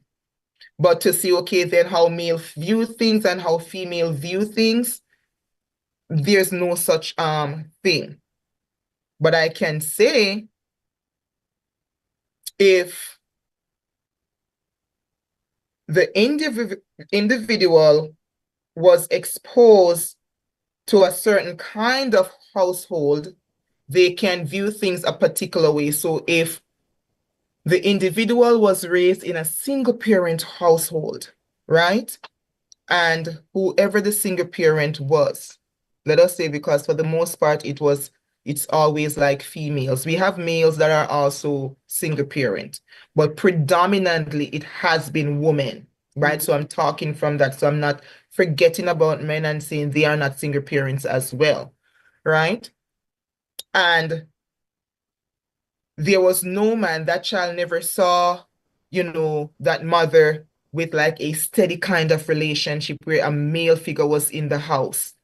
And that male figure was leading the house. What they have seen was, my mother had to work and do everything. All the female in my family, they had to do everything. They are strong women, they are go-getters and stuff like that.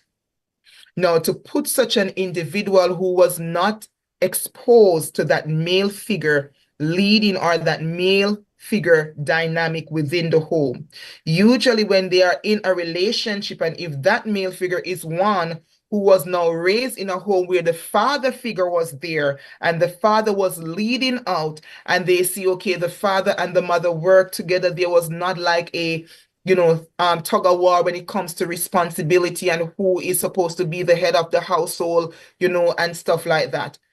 That woman entering into that kind of relationship is going to find it very, very hard to sometimes, maybe if they have not done the work, I will say if they have not done the work in terms of reflecting and see what is showing up, it is going to be very difficult for them to operate in their feminine energy, because all they have seen around them were just females, always, going and getting things for themselves, working hard, not depending on a man and stuff like that. And so you're going to find that woman being very super independent. So if they ask the man to do something and the man does not move at a certain time, they grab the screwdriver, grab the hammer, bap, bap, bap, bap, bap, and it's done. And then the man come home and said, but what is this? Right? So they go and they make decisions on their own because, again, they don't know how to be in that kind of relationship. So they don't know how to even wait for a certain period of time. They rush ahead because they were never grown to know what that looks like to wait or to submit or to work with that individual. So that is one way a woman might think, right? The male, on the other hand, going back to the situation where they were raised in a household, two parents, they see, mother and father within the house whole, never seen both parents having an argument and stuff. And so they now create the idea that, oh my God, marriage is supposed to be without argument. They get now a wife who wants to have, when disagreement comes up and want to have some difficult conversation, what do you find them doing? They're fleeing, they're running. They don't know how to navigate that because that was never modeled before them. That was never, given to them how to deal with those kind of situation. So it is easy for one to believe that, okay, you don't care. You don't care about my feelings. You don't care about what is important to me. You are very selfish. You are this and you are that. But in their head is, I'm not used to this whole, argument kind of stuff. You want to come at me at a certain way and think he's not used to it. So he's going to begin to perceive, things in a very different way from the woman. So I hope those two examples help. Okay, next question. They're coming. Okay. Would you say infidelity in a marriage cause trauma? Yes, it does. It can cause trauma. Because what happens is when someone steps out on their partner, you can make that partner begin to think, what was it that I was not able to give to you? And they're now thinking that I am inadequate, I am lacking something, right? And that can send the person now into a situation if one begins to internalize all of that, to start taking responsibility for their spouse's action. Because again, they're thinking that it was their fault while the individual step out. And so that now creates a level of even enabling that behavior, or That's one example. It can turn into another thing where this individual becomes very anxious. So when you say you're gone there, the individual is now stuck in their head. I wonder if that is where you're really gone, because the last time before all of this happened, you used to tell me that you're gone there, and only to find out that you were over there instead, right? So for sure, it can create some kind of trauma in the individual. And so because again, there is a sentiment that if something happens to you that you're still processing, that you're still dealing with, that is not yet resolved, you know, you have not yet resolved. You're still going through the process of that you may be unforgiven. If you talk about the situation, if you talk about what happened to you and in you, you are unforgiven. Now, how can you like just break that down, like the effects of that trauma and how it can cause a person not to be unforgiven? Because again, a lot of people can forgive and still feel the hurt because again, that healing is a process. So how can one who has experienced that trauma of infidelity and is going through the process of healing and is not yet ready to, I guess, um, reconcile, if you will, and it may appear as though it's unforgiveness. What are the processes that person may be going through? That is a person with the trauma. That is not, it's not a matter of unforgiveness. It's just, again, them trying to work through the trauma. So again, at the core of trauma is a sense of unsafety. You no longer feel safe. And so I always have to go back to the childhood piece. As a baby, as a child, there is that need for safety, right? And so if that safety is not established, the child can either become anxious, avoidant, or being torn on the inside where they're very disorganized in their own emotion. So their emotion fluctuates, anxious, avoidant, and all over the place, right? And so the idea that if I have forgiven you means that you're supposed to get back the same access is not true. And why I say that is not true, let me also insert scripture in this. Moses, when he disobeyed the command to speak to the rock and did not strike the rock, and he went to God about, and God said, you're not going to go over into the promised land. He went to God and he pleaded his case, and God said, do not bring the matter to me again. Can we say Moses was never forgiven? He was forgiven, but he never had access. He never had access because the degree of what happened, it's not like God rejected him, but he being God, he just could not have access to that promised land. So I'm using that as an example, not to say if you have committed a breach in your relationship that the other party must not have access. I'm not saying that. I'm just using that the loving God that we serve, he forgives, but sometimes he does not give back the access. He doesn't give access. And so if at the core of trauma, there is a sense of feeling unsafe, the person who puts that individual in that position to feel unsafe, you need to also be a part of that healing for the individual, because trust was broken.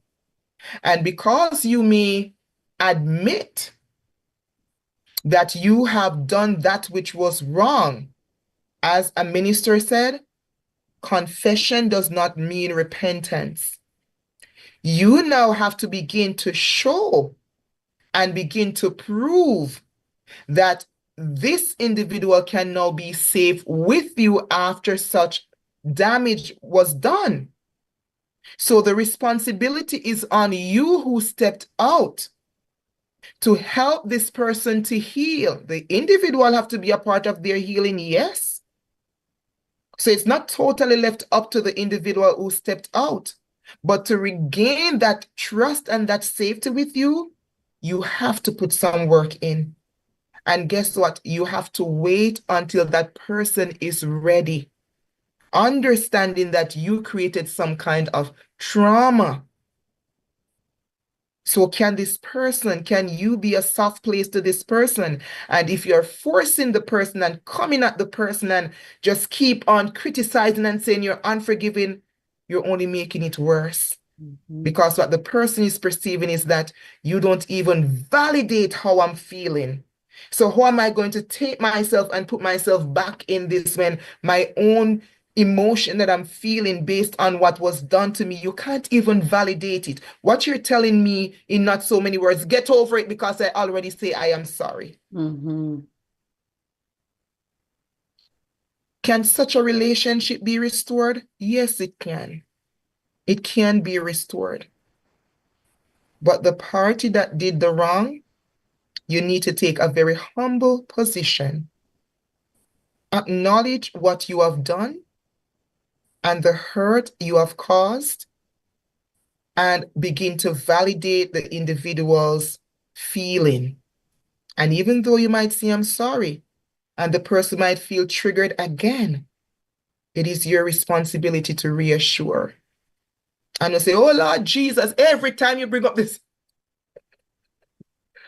you have to reassure. Is it easy? No, it's not. So to prevent this from happening, stay in your marriage. Keep your skin quiet. That's right. Keep your skin quiet because the work of restoration is It's not hard. easy. Yeah.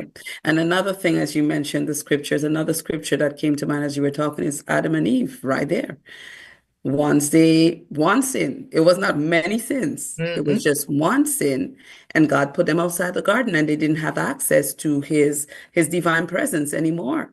Things changed from that moment when they breached. So again, and it's not that God didn't forgive them because That's it. clearly he did, but they lost that access. And so again, it's a thin line and we got to be careful. And I just wanted to, there's another question here, and I think you've answered it already about how can broken trust be renewed. But I wanted to mention, I saw something it's been popping up on YouTube.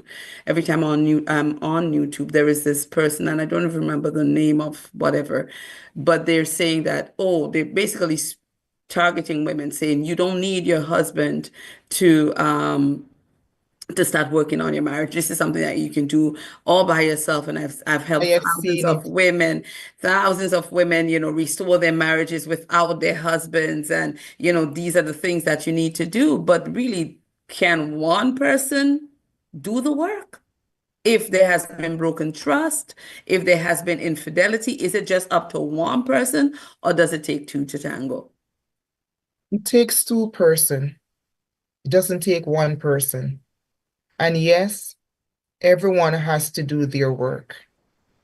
So if the marriage is at a crossroad, I have to see my contribution that brought this marriage to the crossroad. The other person has to see their contribution that brought the marriage to the crossroad. Because again, going back to Adam and Eve, did you eat the fruit? The woman you gave me. Turn to the woman. Why did you do that? The serpent beguiled me. Right? So you see right there was a lack of accountability. And so we have to get back to that place where we are being accountable of what brought the marriage to where it's at. Is it always a 50-50 that brought it there? No. Sometimes it can be 80-20, 70-30, 60-40. But whatever your percentage is, you own it. And once you own it, you now begin to work on your bit. The other party begin to work on their bit. And so when both of us now are putting in the work, We're able now to begin to start the process of restoration, healthy communication, emotional connection. We are creating emotional safety for each other. We are being each other's keeper and each other's friend, right? But each have to put the work in. It cannot be a one-man thing. It can't. It takes two, not one, two. Next question. If, again, we're going back, we're believers, I'm thinking most people on here are, and going back to the issue of forgiveness and for anything, but particularly infidelity, because as we're touching that trauma, one would say, leave it alone. Let the past be in the past. And that person, the guilty party, doesn't want to hear about the fact that this has happened. Now, I'm of the belief if something happened, in order to prevent it from happening again, we need to find the root cause of why it happened. So the idea of leaving it alone, because again, it's a common thing we say in church. It could just be two sisters having conflict, two brothers having conflict. Leave it alone, leave it alone. The concept of leaving it alone, is that a healthy thing? I mean, I think it's rhetorical, but I want you to answer it from the perspective of, like, again, trauma.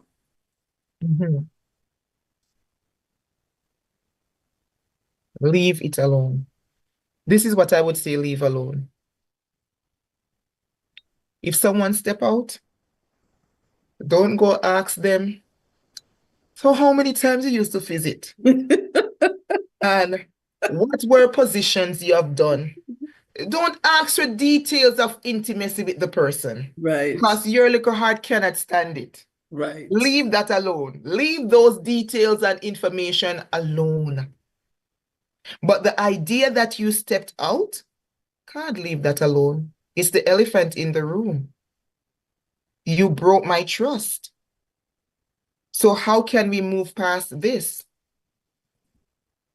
And so there has to be that level of honesty, that level of vulnerability. And don't blame the person, because I know many times, again, the culture we're in, it's because of you that your husband or your wife step out on you.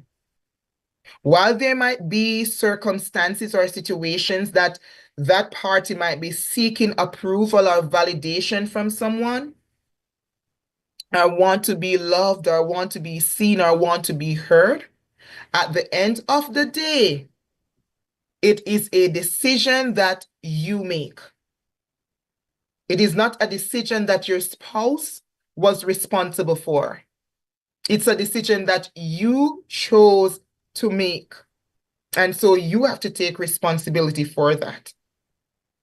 And in order to begin to hash that thing out, you have to begin to say, what motivated me to do that? I felt like I was not seen. I needed some kind of approval. I needed some kind of validation. And that goes back again to one's self-esteem. How do I esteem myself? Right? I am feeling lonely. I am feeling like this. And so this person was providing all of that for me. But don't say it was because of. You chose to make that decision. And so working with individuals who have gone through infidelity, it's not an easy bit to do. It's like a premature baby. It can either live or it can either die. It's not an easy bit to do, but it is possible. The one who stepped out have to take that responsibility. And the one who did not step out also have to begin to take some responsibility and begin to work on that bond. You see, once that emotional bond is created, then the working through the knots and stuff like that, it can begin to restore and that marriage can live. But it takes the two individuals to do the work, taking the accountability, what brought us here. But leave the details alone about, okay, leave that details alone. Leave it alone. That will kill it even faster than to make it remain alive. Leave it alone. And this is the final question. When I believe it's OC, is that his name? He said something about his mom, when he was, he was asking, before he asked this question, he was talking about his mom saying that I'm trying to raise you to be a good husband, to your wife, or I don't want you to give no trouble to your wife. And as he was mentioning that, something came to mind. I feel like, again, when it comes to gender role in marriage, that can become problematic because a lot of times, based on people's traumas, they see like certain things are carved in stone. And personally, I don't think anything is carved in stone. Yes, we know that women do certain things. We are the nurturers and we take care of the children, and men, they are the providers. But it doesn't mean that it stopped there, right?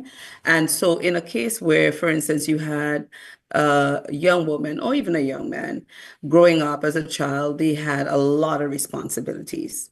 A lot of responsibilities where, more or less they became man and woman of the house, like have to cook, wash, clean, and do not come from me. I am not saying that anything is wrong with a parent teaching a child how to do certain things, but to inundate that child with the responsibility of, the household that is you're the head of can become quite, it can become tedious for that child. So this child grows up now, and there is a disdain for certain things.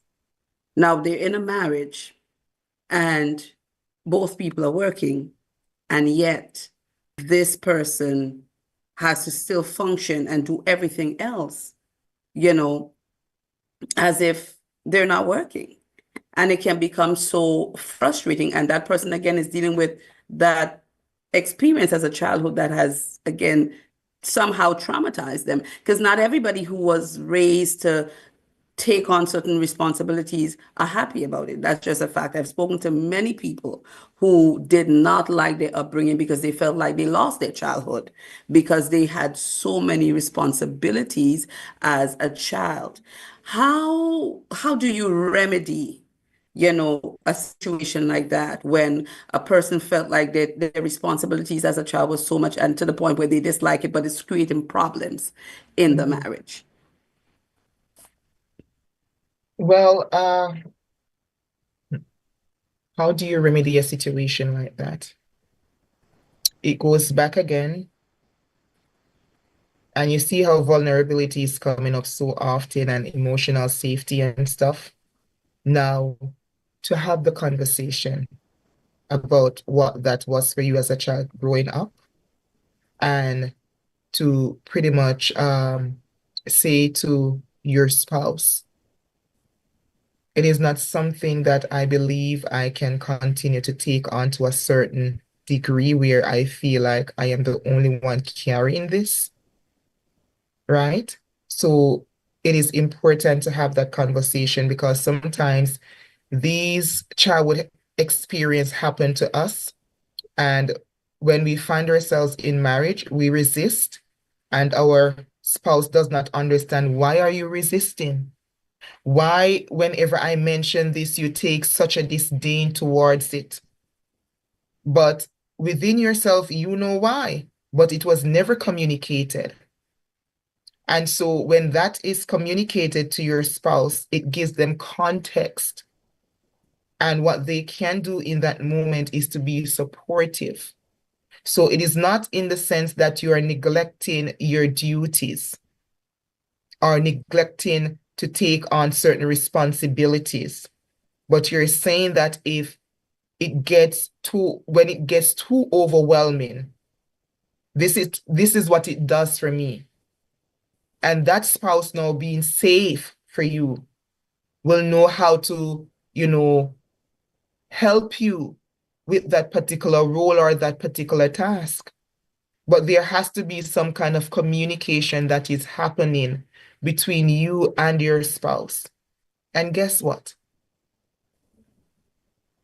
When those information is passed on to each other, you don't have to model your household after anyone's household. You can create a household that works for both of you. Mm-hmm. Because sometimes what we're trying to do is to take from over there and try to fit it into something. And even when it's resisting and causing problem, we're still trying to fit it in. It's almost like the jigsaw puzzle. Have you ever seen some pieces that almost look like it can fit in? And if you're like me, that is getting frustrated at some point, you're squeezing in the edge, you're squeezing in the edge, but it keeps flipping out and not looking perfectly fit. And so in having that kind of conversation with each other, you're able to create a household that works for you. Not for anyone else, but for you. But you have to have the conversation. The vulnerability has to be there because it will help to pretty much defray the disagreement. And it just takes me to a story that I heard of a couple that were sharing. They had a lot of friction because they were both working and there were so many things that get done. They were raising children and they developed a system where they would speak to each other before they get home. And one would say, listen, I've had a hard day, I'm at a 20. The other one says, I had a hard day and I'm at a 60, but the one who's at a 60 is going to take most of the responsibility in the home. When one is at a 70 and the other one is at a 30, the one who's at a 30 is going to take most of the responsibilities in the home. When they're both under 50, it's like, okay, we need to outsource. So if it means, doing takeout or whatever the case may be, because they're both very low. And that is how they were able to navigate certain conflicts. Because again, it is okay to not be okay. And I feel like in our culture, sometimes as women, we think that we're super women and we have to do everything. And again, going back to the trauma, like we feel guilty if we didn't cook because, oh my God, it's our responsibility. So we weren't able to cook today. And so there is that guilt, or there's certain things that you couldn't do in the house and there's that guilt. But it's okay to be at a place where you're not okay. And again, that vulnerability piece, being vulnerable to say like, listen, I am not feeling great. I'm not lazy. I am not lazy. I am just not in the best of, I'm not in a good headspace. I'm drained. And so it avoids, that expectation of you always having to do to the point of burnout. And then all of the tensions and all of the fightings and all of that, is happening. And so, again, no, none of us can be an all in all to our spouse. No, It's impossible. You cannot be impossible. everything that your husband need, and he cannot be everything that you need. But again, learning to navigate and being vulnerable and having the conversation when it's not okay. And hopefully, there will be understanding because sometimes we lack that as well. Because again, of the mindset, as you're saying, certain mindsets that people may have that, you're a woman, you're supposed to do this. When my mother had all these children, she was washing, cooking, cleaning, and all of that. This is a different era, And mommy end up with nurse problem. right? So again, it's really important for us to really understand each other, have that communication, and it truly is not going to be perfect, but it's going to be much better. And so if there are no more questions, I believe once I got a question that was sent to me. It okay. says, we've been together for 10 years this year, 6 years of marriage this March, but we argue all the time. My husband is negative positive. He doesn't want to do counseling. How can I get him to go? You can't. He has to come to that place that he sees counseling as something beneficial. That is why when someone will come and say, "Hey, Erica, there's this person that I talked to. I told them about you, and that it would be good for them to come and do some work with you. Can you call them?" I'm like, nope, nope. I don't call people. Mm-hmm. I don't call. Then why?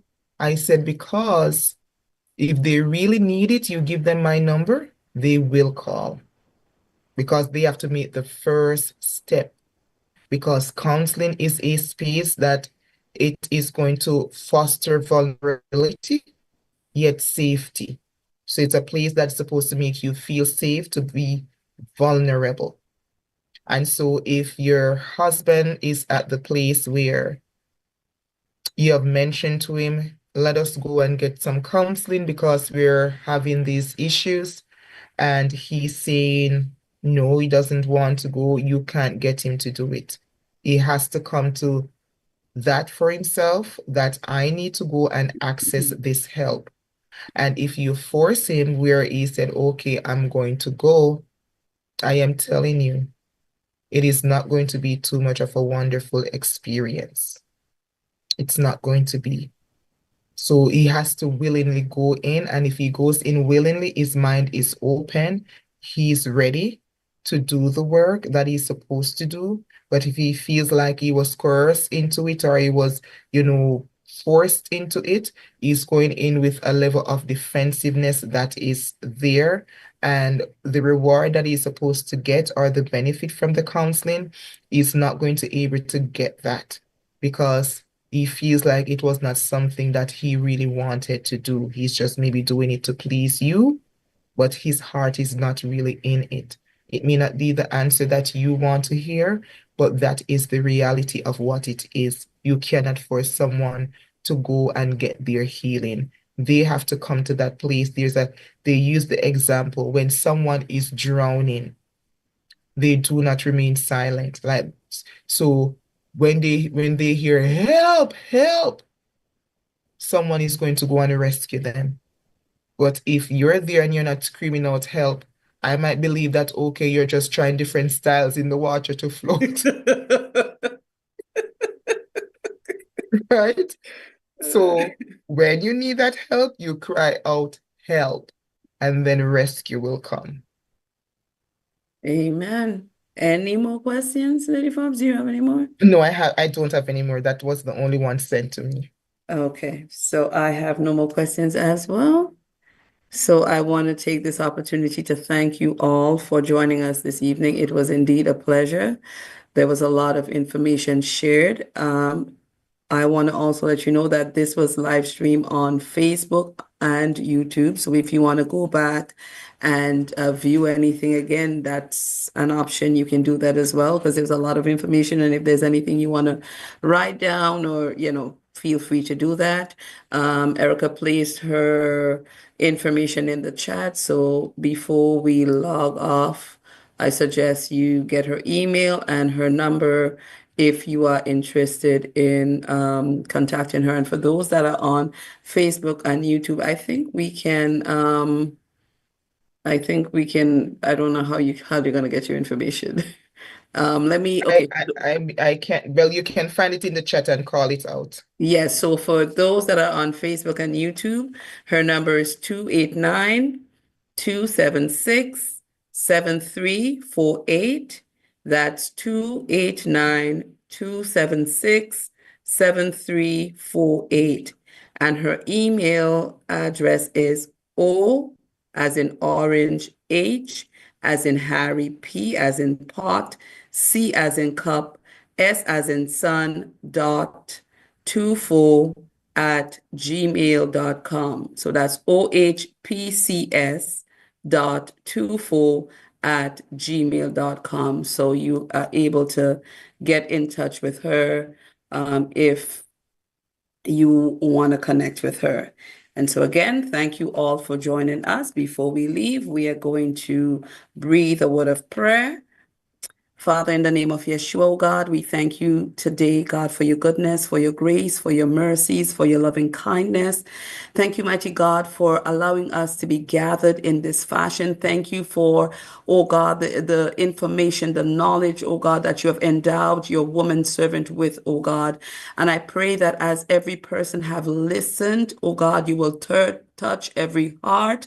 Mighty God, that Father, whatever was shared, oh God, if it is something that Father, they are able to identify with, that God, they will be vulnerable, that mighty God, they would be honest with self, and that Father God, we would all, mighty God, benefit from the information shared, that Father, our marriages would be better. Father God, for those marriages that are on the rocks, mighty God, I pray, oh God, this information, oh God, would begin to stir, oh God, the spouses, that mighty God, they would seek the help that they need, oh God. And Father, wherever there is resistance, oh God, I pray that your Holy Spirit would intervene.